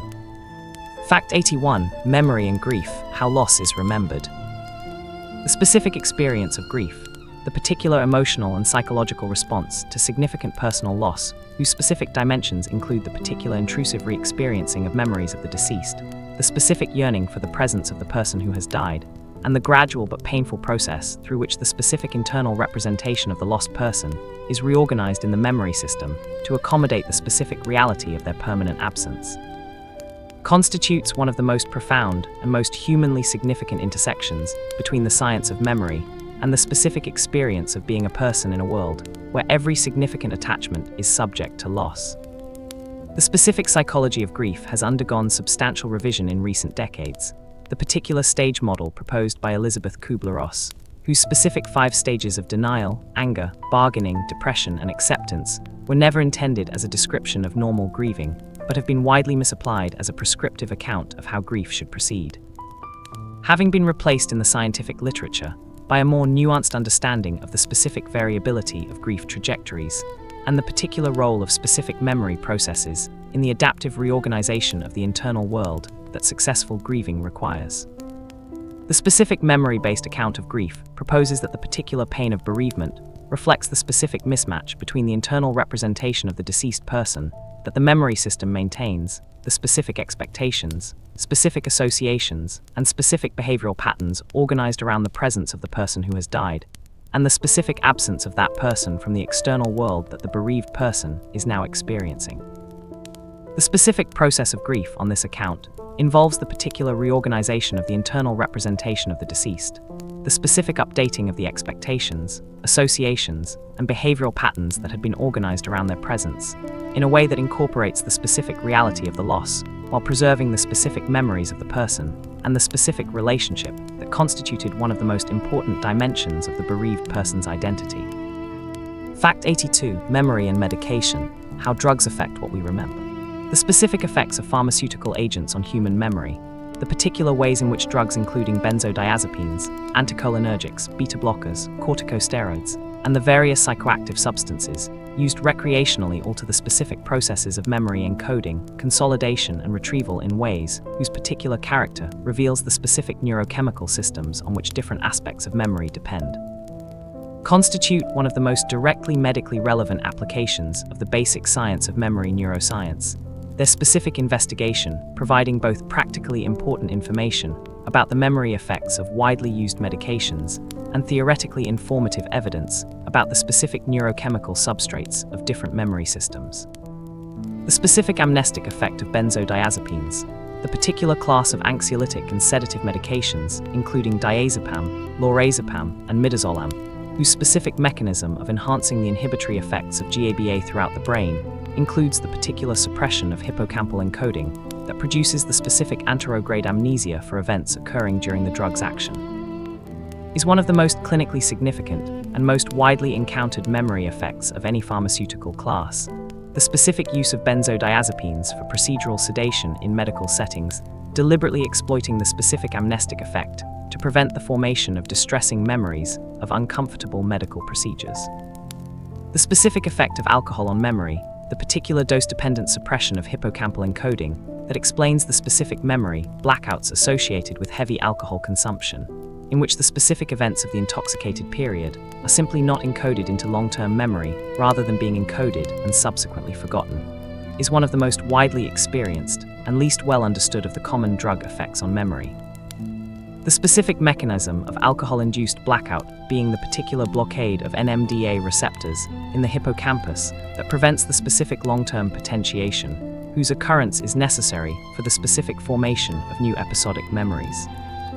Fact 83. Memory and time, the subjective experience of the past. The specific relationship between memory and the subjective experience of time, the particular ways in which the specific memories available to conscious experience shape the individual's sense of the duration, the richness, and the personal significance of their past, and the particular ways in which the specific character of memory retrieval creates the specific phenomenology of remembering that distinguishes the experience of recalling the past from the experience of imagining the future or perceiving the present, is one of the most philosophically rich and most psychologically complex topics in the entire study of memory. Its specific investigation, connecting the experimental findings of cognitive psychology to the phenomenological traditions of philosophy in ways whose particular productivity reflects the specific complementarity of the two approaches.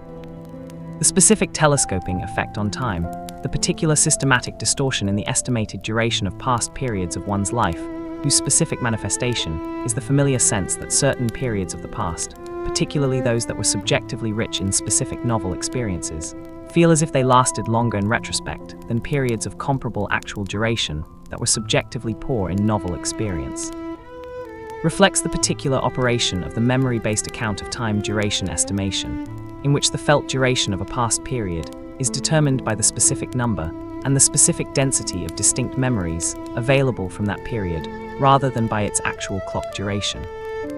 The specific practical implication of this memory-based account of time duration, the particular insight that the specific sense of time passing more quickly as one ages, reflects the specific relative decrease in the proportion of novel experiences compared to familiar ones that characterizes adult life compared to childhood, rather than any change in the objective rate of time's passage,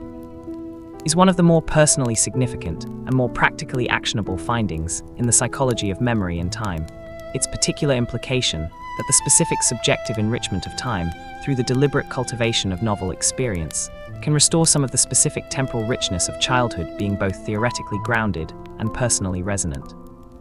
Fact 84. Memory and language, how the words we use shape what we remember. The specific relationship between language and memory, the particular ways in which the specific linguistic categories, the specific vocabulary, and the specific grammatical structures of a person's native language shape what they notice, what they encode, and what they can subsequently retrieve from the specific experiences they have, is one of the most contested and most fascinating topics in the cognitive science of language and memory.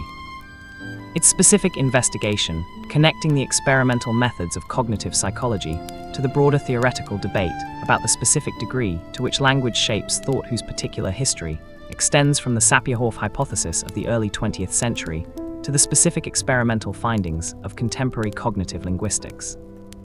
The specific finding that the availability of specific linguistic labels for specific perceptual experiences influences the specific accuracy with which those experiences are later remembered. The particular demonstration that participants who had a specific color term for a specific color in their native language were more accurate in later recognition tests for that color than participants whose language lacked the specific term, provides specific evidence for the particular influence of linguistic encoding on the specific quality of memory, the specific verbal label serving as an additional retrieval cue whose particular availability enhances the specificity of the subsequent memory.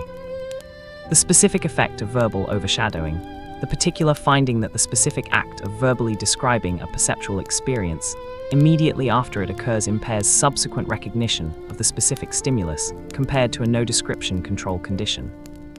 The specific verbal description creating a specific language-based representation that interferes with the original perceptual representation in subsequent recognition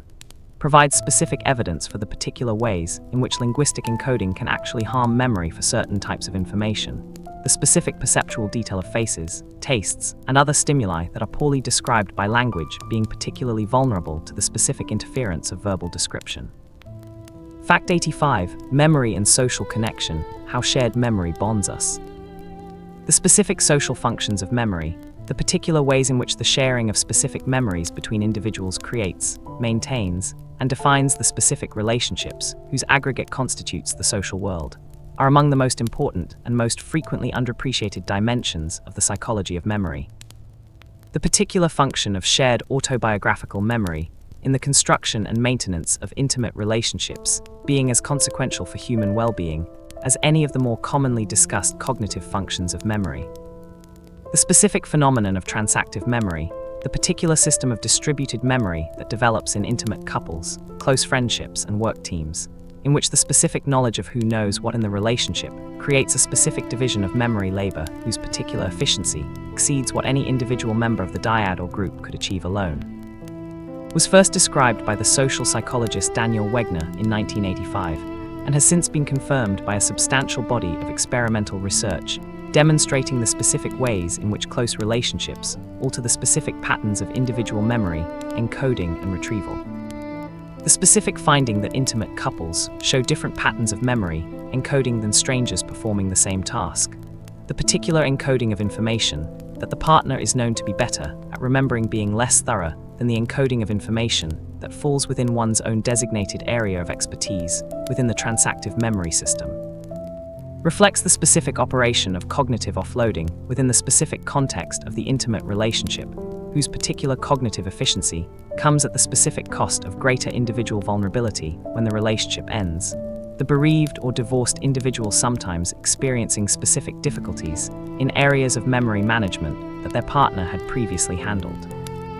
The specific memory sharing practices of close relationships, the particular recounting of shared experiences, the specific collaborative remembering of the shared past, and the specific correction and elaboration of each other's memories that couples and close friends engage in, are not merely pleasant social activities, but specific cognitive operations that maintain, revise, and update the specific shared memory system that constitutes one of the primary cognitive dimensions of the relationship. Fact 86. Memory and art, how we preserve what matters. The specific relationship between memory and artistic creation, the particular ways in which the specific processes of memory encoding, retrieval, and reconstruction are reflected in, exploited by, and sometimes transcended by the specific arts of painting, photography, film, literature. A music whose particular function as specific external memory systems, for both individual and collective experience, has been understood by artists and theorists across the full span of cultural history, constitutes one of the most humanly significant intersections between the science of memory and the broader cultural life of the specific civilization whose memory both the science and the art are attempting to understand. The specific function of photography as a memory prosthetic, the particular use of photographs to supplement and extend the specific autobiographical memory whose limitations the science of memory has documented in detail, has been the subject of increasing psychological investigation as the specific ubiquity of digital photography in the contemporary world has made the specific photographing of personal experience a near-universal human practice, whose particular effects on the specific memories it is intended to document have proven to be more complex than the simple supplementation model would suggest.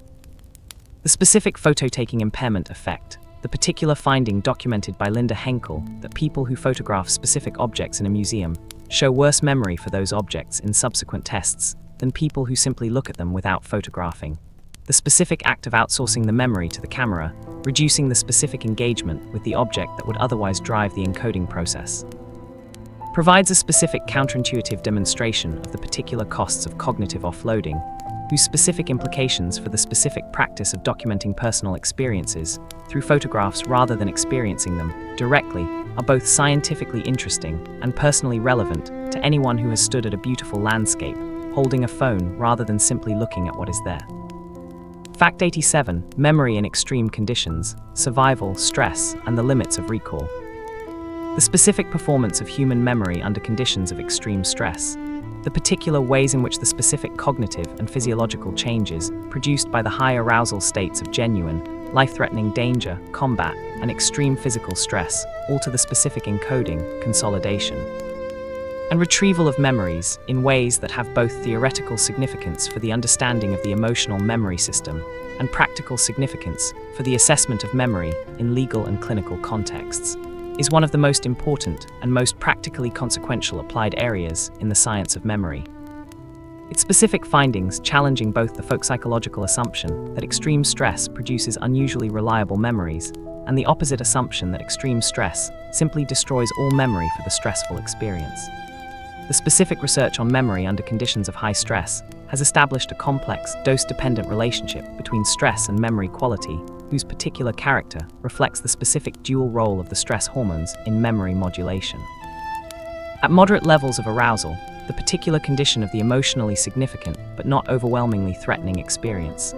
the specific activation of the amygdala and the specific release of adrenaline and cortisol produce the memory enhancement effect discussed in the fact about emotional memory, the particular prioritization of the central, meaning-bearing elements of the stressful experience at the expense of the specific peripheral details. At extremely high levels of arousal, the particular condition of genuine life-threatening stress, whose specific physiological character involves cortisol levels sufficient to actually impair hippocampal function rather than enhance it, the specific memory enhancement effect reverses. The particular hippocampal impairment produced by extreme cortisol exposure, degrading the specific encoding and consolidation processes on which episodic memory depends, producing the specific fragmented, non-narrative, sensory-dominated memory representations that characterize the traumatic memories of survivors of extreme events and that have been discussed in the earlier fact about traumatic memory. Fact 88. Memory and consciousness, the hard problem made personal. The specific relationship between memory and consciousness, the particular ways in which the specific experience of remembering the past differs from the specific experience of perceiving the present and imagining the future, and the particular question of what the specific subjective character of conscious memory experience can tell us about the specific relationship between the neural mechanisms of memory and the phenomenology of conscious experience, is the most philosophically deep and most scientifically uncertain topic in the entire field of memory research, its particular depth reflecting the specific intersection of the science of memory with the hard problem of consciousness, whose particular difficulty is the most fundamental unsolved problem in the scientific study of the mind. The specific phenomenological character of episodic memory, the particular quality of mentally traveling back in time that Endel Tulving described as autonotic consciousness. The specific awareness of oneself as an entity that existed in the past and will exist in the future, whose particular presence in episodic memory, but absence in semantic memory, constitutes one of the most important phenomenological distinctions between the two explicit memory systems, is the specific feature of remembering that most directly connects the science of memory to the philosophy of personal identity. Its particular character as the specific subjective experience of being a person with a past and a future, making it simultaneously a psychological phenomenon, a neurological event, and a philosophical puzzle whose full understanding requires the integration of perspectives that the academic division of labor has typically kept separate. The specific question of whether the particular autonotic consciousness of episodic memory requires the specific neural architecture of the human hippocampal system, or whether it could in principle be implemented in a different physical substrate, the particular question that connects the science of memory to the specific philosophy of mind, is one that the current state of the science cannot answer, but whose particular importance for the specific understanding of what memory ultimately is makes it the most fundamental question that the entire field is working toward. Fact 89. Memory and the future self, what we preserve and why. The specific ways in which the particular management of one's own memory, the deliberate choices to record, rehearse, share, or suppress specific memories of specific experiences,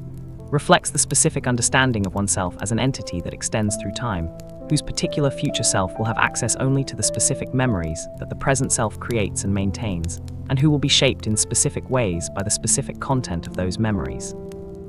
Is one of the most practically significant and most personally resonant applications of the science of memory, its particular importance for the specific decisions about how to live, what to preserve, and what to allow to fade being as consequential as any of the more explicitly cognitive applications of the memory research literature.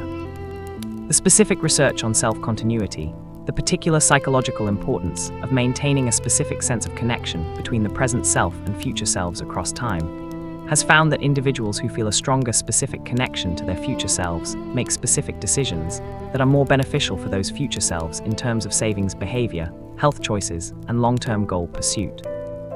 The specific vividness of the representation of the future self in memory and imagination, mediating the particular degree of care the present self takes for the future self's specific interests. The specific practice of deliberate memory creation, the particular choice to fully engage with specific experiences rather than photographing them, to spend time with specific people rather than planning to spend time with them, to be present in specific moments rather than merely passing through them, is, in the specific light of the science of memory, not merely a philosophical recommendation, but a specific cognitive strategy whose particular basis in the specific mechanisms of memory encoding makes it a specific practical application of one of the most reliable findings in the entire experimental literature, that the specific depth of processing at the moment of encoding is the primary determinant of the specific durability of the memory that encoding produces. Fact 90, Memory at 90, 10 facts from the final understanding. 90 facts into the story of memory and the full philosophical depth of the subject, the particular way in which the science of memory reaches from the specific molecular mechanisms of synaptic plasticity to the specific phenomenology of grief, from the particular cellular biology of the hippocampus to the specific human experience of standing at a beautiful landscape and choosing whether to photograph it or simply be there, has been traversed in its essential dimensions. We have understood that the specific management of one's own memory, the particular choices about what to record, what to rehearse, what to share, and what to allow to fade, is one of the most consequential and most neglected dimensions of the specific practice of living a human life. Its particular importance for the specific shape of the personal, past that the specific future self will inhabit, making it a question that the science of memory has specific things to say about, and that the specific individual has specific power to act on.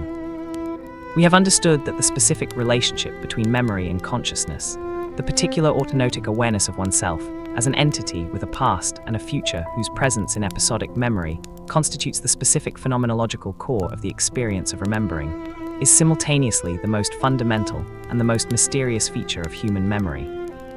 The specific question of what it is and why it exists being the particular hard problem of memory science, whose resolution remains one of the most important unfinished projects of the science of mind. 10 facts remain. This is explored during sleeping. Fact 91, Memory and Regret, the stories we cannot stop telling ourselves.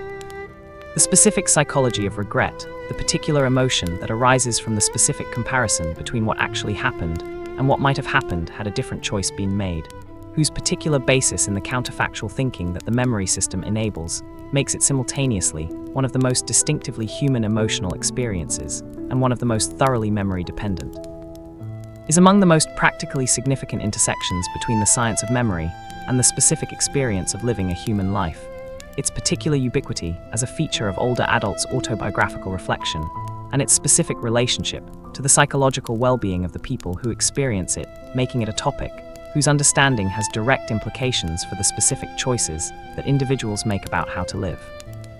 The specific research on the content of regret across the lifespan has documented the particular finding, replicated across multiple studies and multiple cultural contexts, that the most common regrets of adults are not regrets about specific actions taken, but regrets about specific actions not taken, the particular roads not traveled, the specific opportunities not pursued, the specific things not said to specific people who are no longer available to say them to,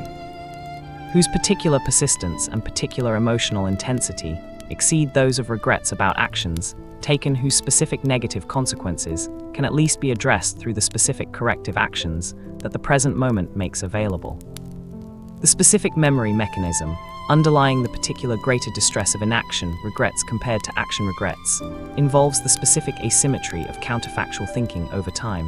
the particular ease with which imaginative alternatives to inaction can be generated, becoming greater rather than lesser with the passage of time. As the specific possibilities foreclosed by the specific failure to act accumulate into an increasingly rich landscape of might-have-beens whose particular vividness the memory system maintains with a specificity and a persistence that the specific outcomes of actions taken, having been experienced and processed, do not sustain. Fact 92. Memory manipulation, the ethics of altering the past. The specific possibility of deliberately altering specific memories, the particular prospect, whose specific scientific foundation in the reconsolidation mechanism and the specific pharmacological modulation of memory consolidation, has moved it from the domain of science fiction into the domain of active clinical research, of developing specific interventions that could reduce the specific emotional charge of traumatic memories, enhance the specific retention of beneficial experiences, or in more speculative future applications, actually modify the specific content of specific memories, raises ethical questions of unusual depth and unusual urgency, whose particular character reflects the specific relationship between memory and personal identity that the entire science of memory has documented. The specific ethical case for memory modification in the specific clinical context of trauma treatment, the particular argument that the specific suffering of individuals with PTSD, whose lives are severely impaired by the specific persistence of traumatic memories, justifies the specific intervention of reducing the emotional charge of those memories through reconsolidation-based pharmacological treatments, is one of the more straightforward applications of the general principle that the specific relief of suffering justifies the specific medical interventions capable of providing it. The specific ethical complications arise most acutely in the specific cases where the memory to be modified is not simply a source of personal suffering, but a specific record of a wrong done to the person whose modification might affect the specific motivation to seek justice, the specific capacity to testify accurately, or the specific understanding of what was done to whom by whom. The particular tension between the specific individual's interest in being relieved of suffering and the specific social interest in the accurate preservation of the memory of wrongdoing being one whose particular resolution requires the specific balancing of values whose relative weight the science of memory can inform but cannot determine. Fact 93. The memory of near death, what survivors report. The specific memories reported by individuals who have come close to death through cardiac arrest, severe trauma, or other life-threatening conditions. The particular accounts of the specific sensory and experiential content of the period of clinical near-death, whose characteristic features include specific feelings of peace and calm, specific out-of-body experiences, specific encounters with deceased relatives, and the specific life review in which the entire content of the autobiographical memory appears to pass rapidly through consciousness, constitute one of the most discussed and most variously interpreted bodies of experiential testimony in the entire literature of human consciousness, their particular content serving as the basis for specific claims about the nature of consciousness, the specific reality of an afterlife, and the particular relationship between the brain and the mind, whose resolution the science of memory and neuroscience cannot currently provide. The specific scientific study of near-death experiences has been conducted most rigorously by the cardiologist Pim van Lommel and his colleagues, whose particular prospective study of cardiac arrest survivors published in The Lancet in 2001 documented the specific frequency and specific content of near-death experiences in a consecutive series of resuscitated cardiac arrest patients using standardized assessment methods, finding that approximately 18% of the specific patients who could be interviewed reported specific memories of the period of cardiac arrest, and that a subset of these reported specific near-death experience content. The specific memory-based account of the near-death experience proposes that the particular content of these experiences reflects the specific activity of a dying or severely stressed brain whose particular pattern of disinhibition, whose specific release of the normal constraints on memory retrieval and associative thinking, and whose particular production of specific endogenous neurochemicals, whose receptor profiles overlap with those of specific psychedelic compounds, produces the specific experiential content that survivors report, without requiring the specific hypothesis of consciousness existing independently of brain activity. Fact 94. The memory of the body, procedural memory and physical skill.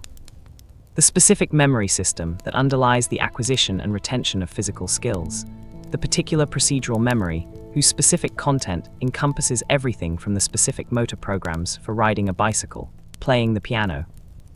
and typing on a keyboard to the specific habitual behavioral sequences, whose automatic execution frees the conscious mind for the specific deliberate cognitive activities, whose particular demands exceed the specific capacity of automatic processing, is the specific memory system that most completely embodies the particular principle that knowing how is different from knowing that.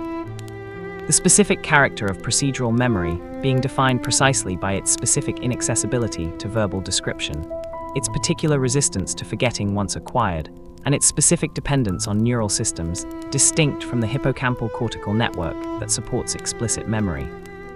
The specific neural basis of procedural memory involves the particular basal ganglia, the subcortical nuclei, whose specific role in the selection and sequencing of specific motor and cognitive actions makes them essential for the particular habit learning, whose expression in behavior does not require conscious awareness, the cerebellum,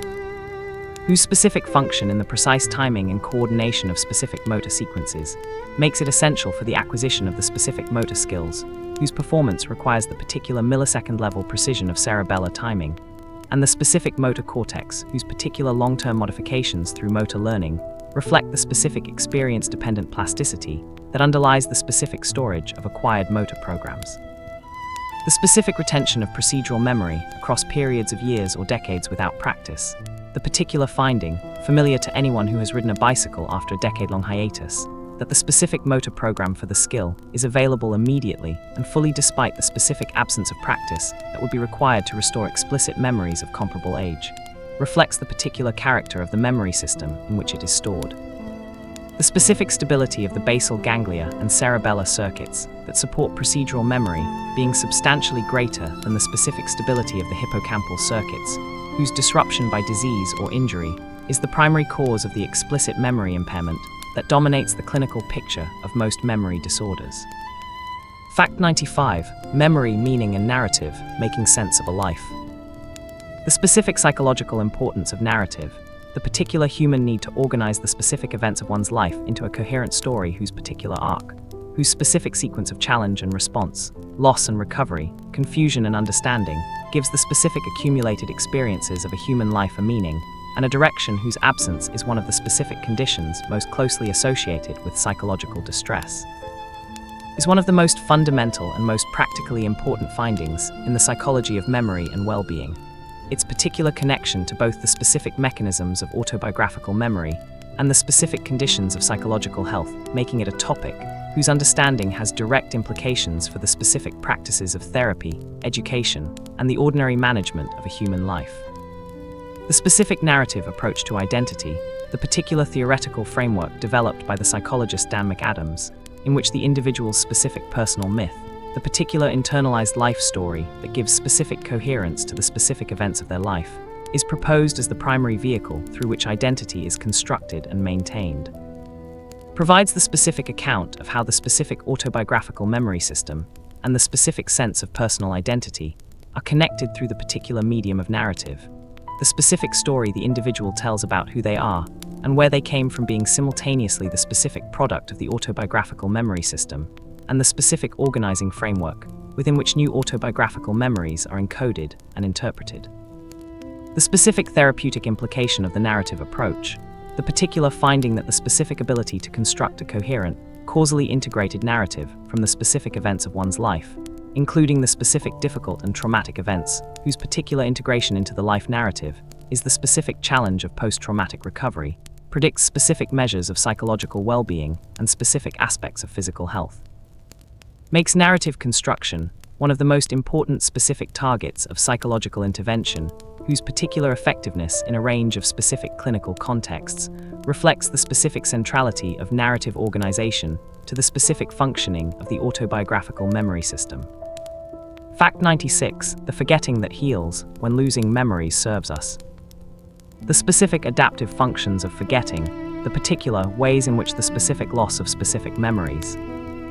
far from being simply a failure of the memory system, serves the specific psychological functions of emotional regulation, cognitive efficiency, and the particular flexibility of response to new circumstances that a system too thoroughly bound to the specific past would be unable to achieve, constitute one of the most important and most consistently underappreciated dimensions of the psychology of memory.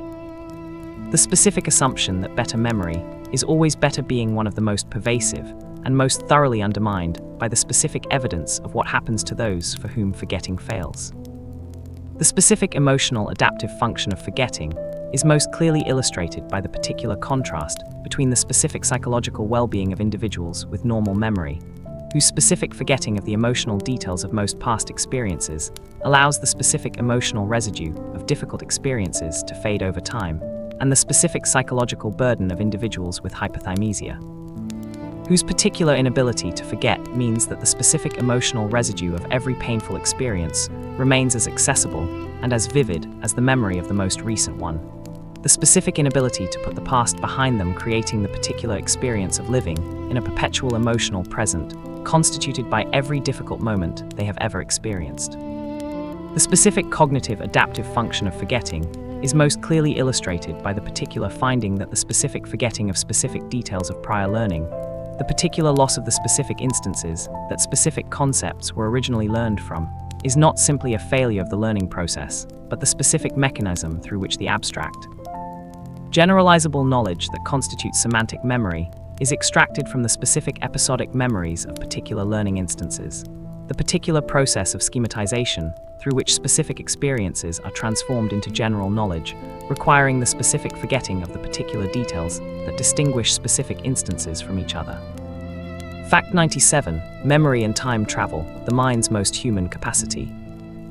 The specific capacity for mental time travel, the particular ability of the human mind to project itself backward into the specific remembered past and forward into the specific imagined future, to inhabit in imagination specific moments that are not the present moment, and to use the specific information available from both directions of time to guide the specific decisions and specific actions of the present, is, in the assessment of the psychologist Thomas Suddendorf, who has most thoroughly developed the specific theoretical analysis of the capacity, the most distinctively human of all cognitive abilities, its particular combination of episodic memory for the past and episodic future, thinking for the future constituting the specific cognitive foundation of the planning, the perspective taking, the moral reasoning, and the cultural transmission that distinguish human cognitive life from that of every other species. The specific neural basis of mental time travel, the particular overlap between the brain networks, activated during episodic remembering of the past and episodic imagining of the future, whose specific character reflects the shared constructive process that the scene construction account of hippocampal function identifies as the common mechanism of both, has been one of the most productive and most theoretically significant findings in the recent neuroscience of memory. Its particular implication that the hippocampus is not a memory organ in the narrow sense, but a specific constructive system whose function is the assembly of vivid, detailed, spatially coherent experiential episodes, whether those episodes are memories of the past or imaginings of the future, transforming the specific understanding of what memory is and what it is for. The specific evolutionary account of mental time travel proposes that the particular capacity for episodic future thinking was the specific adaptive pressure that drove the evolution of episodic memory, that the specific ability to imagine specific future scenarios was the primary selective advantage that the hippocampal scene construction system conferred on our ancestors, with the specific ability to remember specific past episodes being the particular byproduct of a system whose primary adaptive function was the specific simulation of futures that had not yet occurred. Fact 98. The memory we share with the dead, cultural inheritance. The specific ways in which the memories of the dead are preserved in the specific cultural practices, the specific material objects, the specific stories, and the specific institutions of the living, the particular mechanisms through which human beings extend the presence of the specific individuals who have died beyond the specific duration of the lives of those who personally knew them, constitute one of the most distinctively human dimensions of the relationship between memory and culture, the specific practice of preserving the memory of the dead being one of the earliest and most consistently documented expressions of the specific human understanding of personal identity as something that extends across time and survives the specific death of the biological body. The specific archaeological evidence for the deliberate preservation of the memory of the dead extends back to the earliest periods of fully modern human behavior, the specific burial practices of anatomically modern humans, whose particular incorporation of grave goods, personal ornaments, and the specific evidence of ritual treatment of the body reflects the specific understanding that the person who has died is still in some specific sense present, whose particular claim on the behavior of the living requires the specific acknowledgement of the specific funerary ritual. The specific psychological mechanism through which the memory of the dead is maintained in the specific lives of the living involves the particular continuing bond, the specific ongoing internal relationship with the deceased whose particular maintenance through specific memories, specific objects associated with the deceased. And the specific practices of commemoration and remembrance is now understood as a normal and adaptive feature of grief, rather than the specific pathological failure to achieve the closure that earlier grief theories required. The specific cultural transmission of the memories of the dead through specific stories, specific songs, specific monuments, and specific institutional practices ensures that the particular lives of specific individuals can continue to shape the specific choices and the specific values of specific communities long after any living person who personally knew them has died. Fact 99. What memory is: a final reckoning. The specific accumulated understanding of what memory is, the particular synthesis of the 100 facts that this narrative has assembled, from the specific molecular mechanism of long-term potentiation at the synapse to the specific phenomenology of mental time travel. From the particular false memories created by misleading post-event information to the specific autobiographical memories, whose emotional vividness makes them the most cherished and most unreliable documents of a human life, reveals a system of extraordinary complexity, extraordinary beauty, and extraordinary limitation whose particular character is the specific source of both the most profound human achievements and the most consequential human failures. Memory is reconstruction, not reproduction. The specific memories you hold are not faithful records of what happened, but specific reconstructions built from stored fragments, current expectations, and the particular emotional needs of the self you are now rather than the self you were then. Memory is selective. The specific events that receive deep, effortful, emotionally engaged processing are remembered. The specific events that pass through consciousness without the particular attention that encoding requires are lost within hours. The specific forgetting curve, whose particular steep initial decline begins within seconds of experience. Memory is social. The specific memories that define a relationship are co-constructed and co-maintained between the specific individuals who share them. The particular transactive memory system of the intimate couple or the close friendship distributing the cognitive burden of remembering across the specific network of minds whose combined memory exceeds what any individual alone could retain. Memory is identity, the specific story you tell about your life, whose particular content is the specific autobiography whose chapters constitute the self. Is simultaneously the most intimate thing you possess and the most thoroughly constructed, the particular narrative coherence of a human life being an achievement of the specific memory system rather than a property of the specific events themselves. And memory is the most human thing there is, the specific capacity for mental time travel, for inhabiting a specific past and imagining a specific future, for being simultaneously the specific person you are now and the specific person you remember being then, is the particular cognitive achievement that makes possible every other distinctively human capacity, from the specific planning of a multi-year project to the specific writing of a novel to the particular telling tonight of this story to someone who is lying in the dark and trying, before the specific morning comes, to understand something about the specific mind they inhabit. Fact 100. What remains: the closing of memory. Close your eyes, breathe slowly. You are at this moment making a memory. The specific words of this sentence are passing through the specific gateway of your hippocampus, being bound to the specific context of this specific night, the particular hour, the specific quality of the darkness, the particular physical sensation of lying down, the specific emotional state of a mind that is releasing the specific concerns of the day and approaching the particular threshold of sleep. Most of what passes through that gateway tonight will be gone by morning. The specific forgetting curve will do its specific work, and the specific words of these specific facts, in their specific sequence, will mostly dissolve into the general sediment of a life accumulated rather than a life specifically recalled. But something will remain, not the specific words, almost certainly not the specific words, but the particular texture of having understood something, the specific feeling of having spent time in the company of an idea that changed the shape of a familiar experience. The next time you find yourself unable to retrieve a word that you know, the particular tip of the tongue experience, whose specific mechanism you now understand, something in your mind will recognize the specific experience rather than simply suffering it. The next time a smell produces an involuntary memory of a moment from 20 years ago, the particular Proustian phenomenon, whose specific neuroanatomical basis is the direct olfactory pathway to the amygdala, Something in the experience will be different for having this specific understanding of why it happens. The next time someone tells you with absolute confidence exactly what they saw and exactly what they remember, the particular certainty of the eyewitness whose specific memory may have been contaminated by every conversation they have had about it since the event, something in you will hold the specific knowledge that confidence and accuracy are not the same thing, that the specific sincerity of a memory is no guarantee of its specific reliability. The specific memories of this night will fade, but the particular mind that absorbed them will not be quite the same specific mind it was before. That is what learning is. That is what memory is. That is what it means to be a person in time, to be the specific accumulation of everything that has been understood and everything that has been felt and everything that has been, in the specific sense that the science of memory can now describe, genuinely and irreversibly known. The hippocampus is doing its work right now, in the specific darkness of your sleeping brain. The specific slow oscillations of non-REM sleep are beginning to reactivate the specific neural patterns of this specific evening, transferring them from the specific temporary storage of the hippocampus to the specific permanent storage of the cortex that will make them. Some of them, the particular ones that survive the specific competition for consolidation resources, part of the specific person you will be tomorrow morning.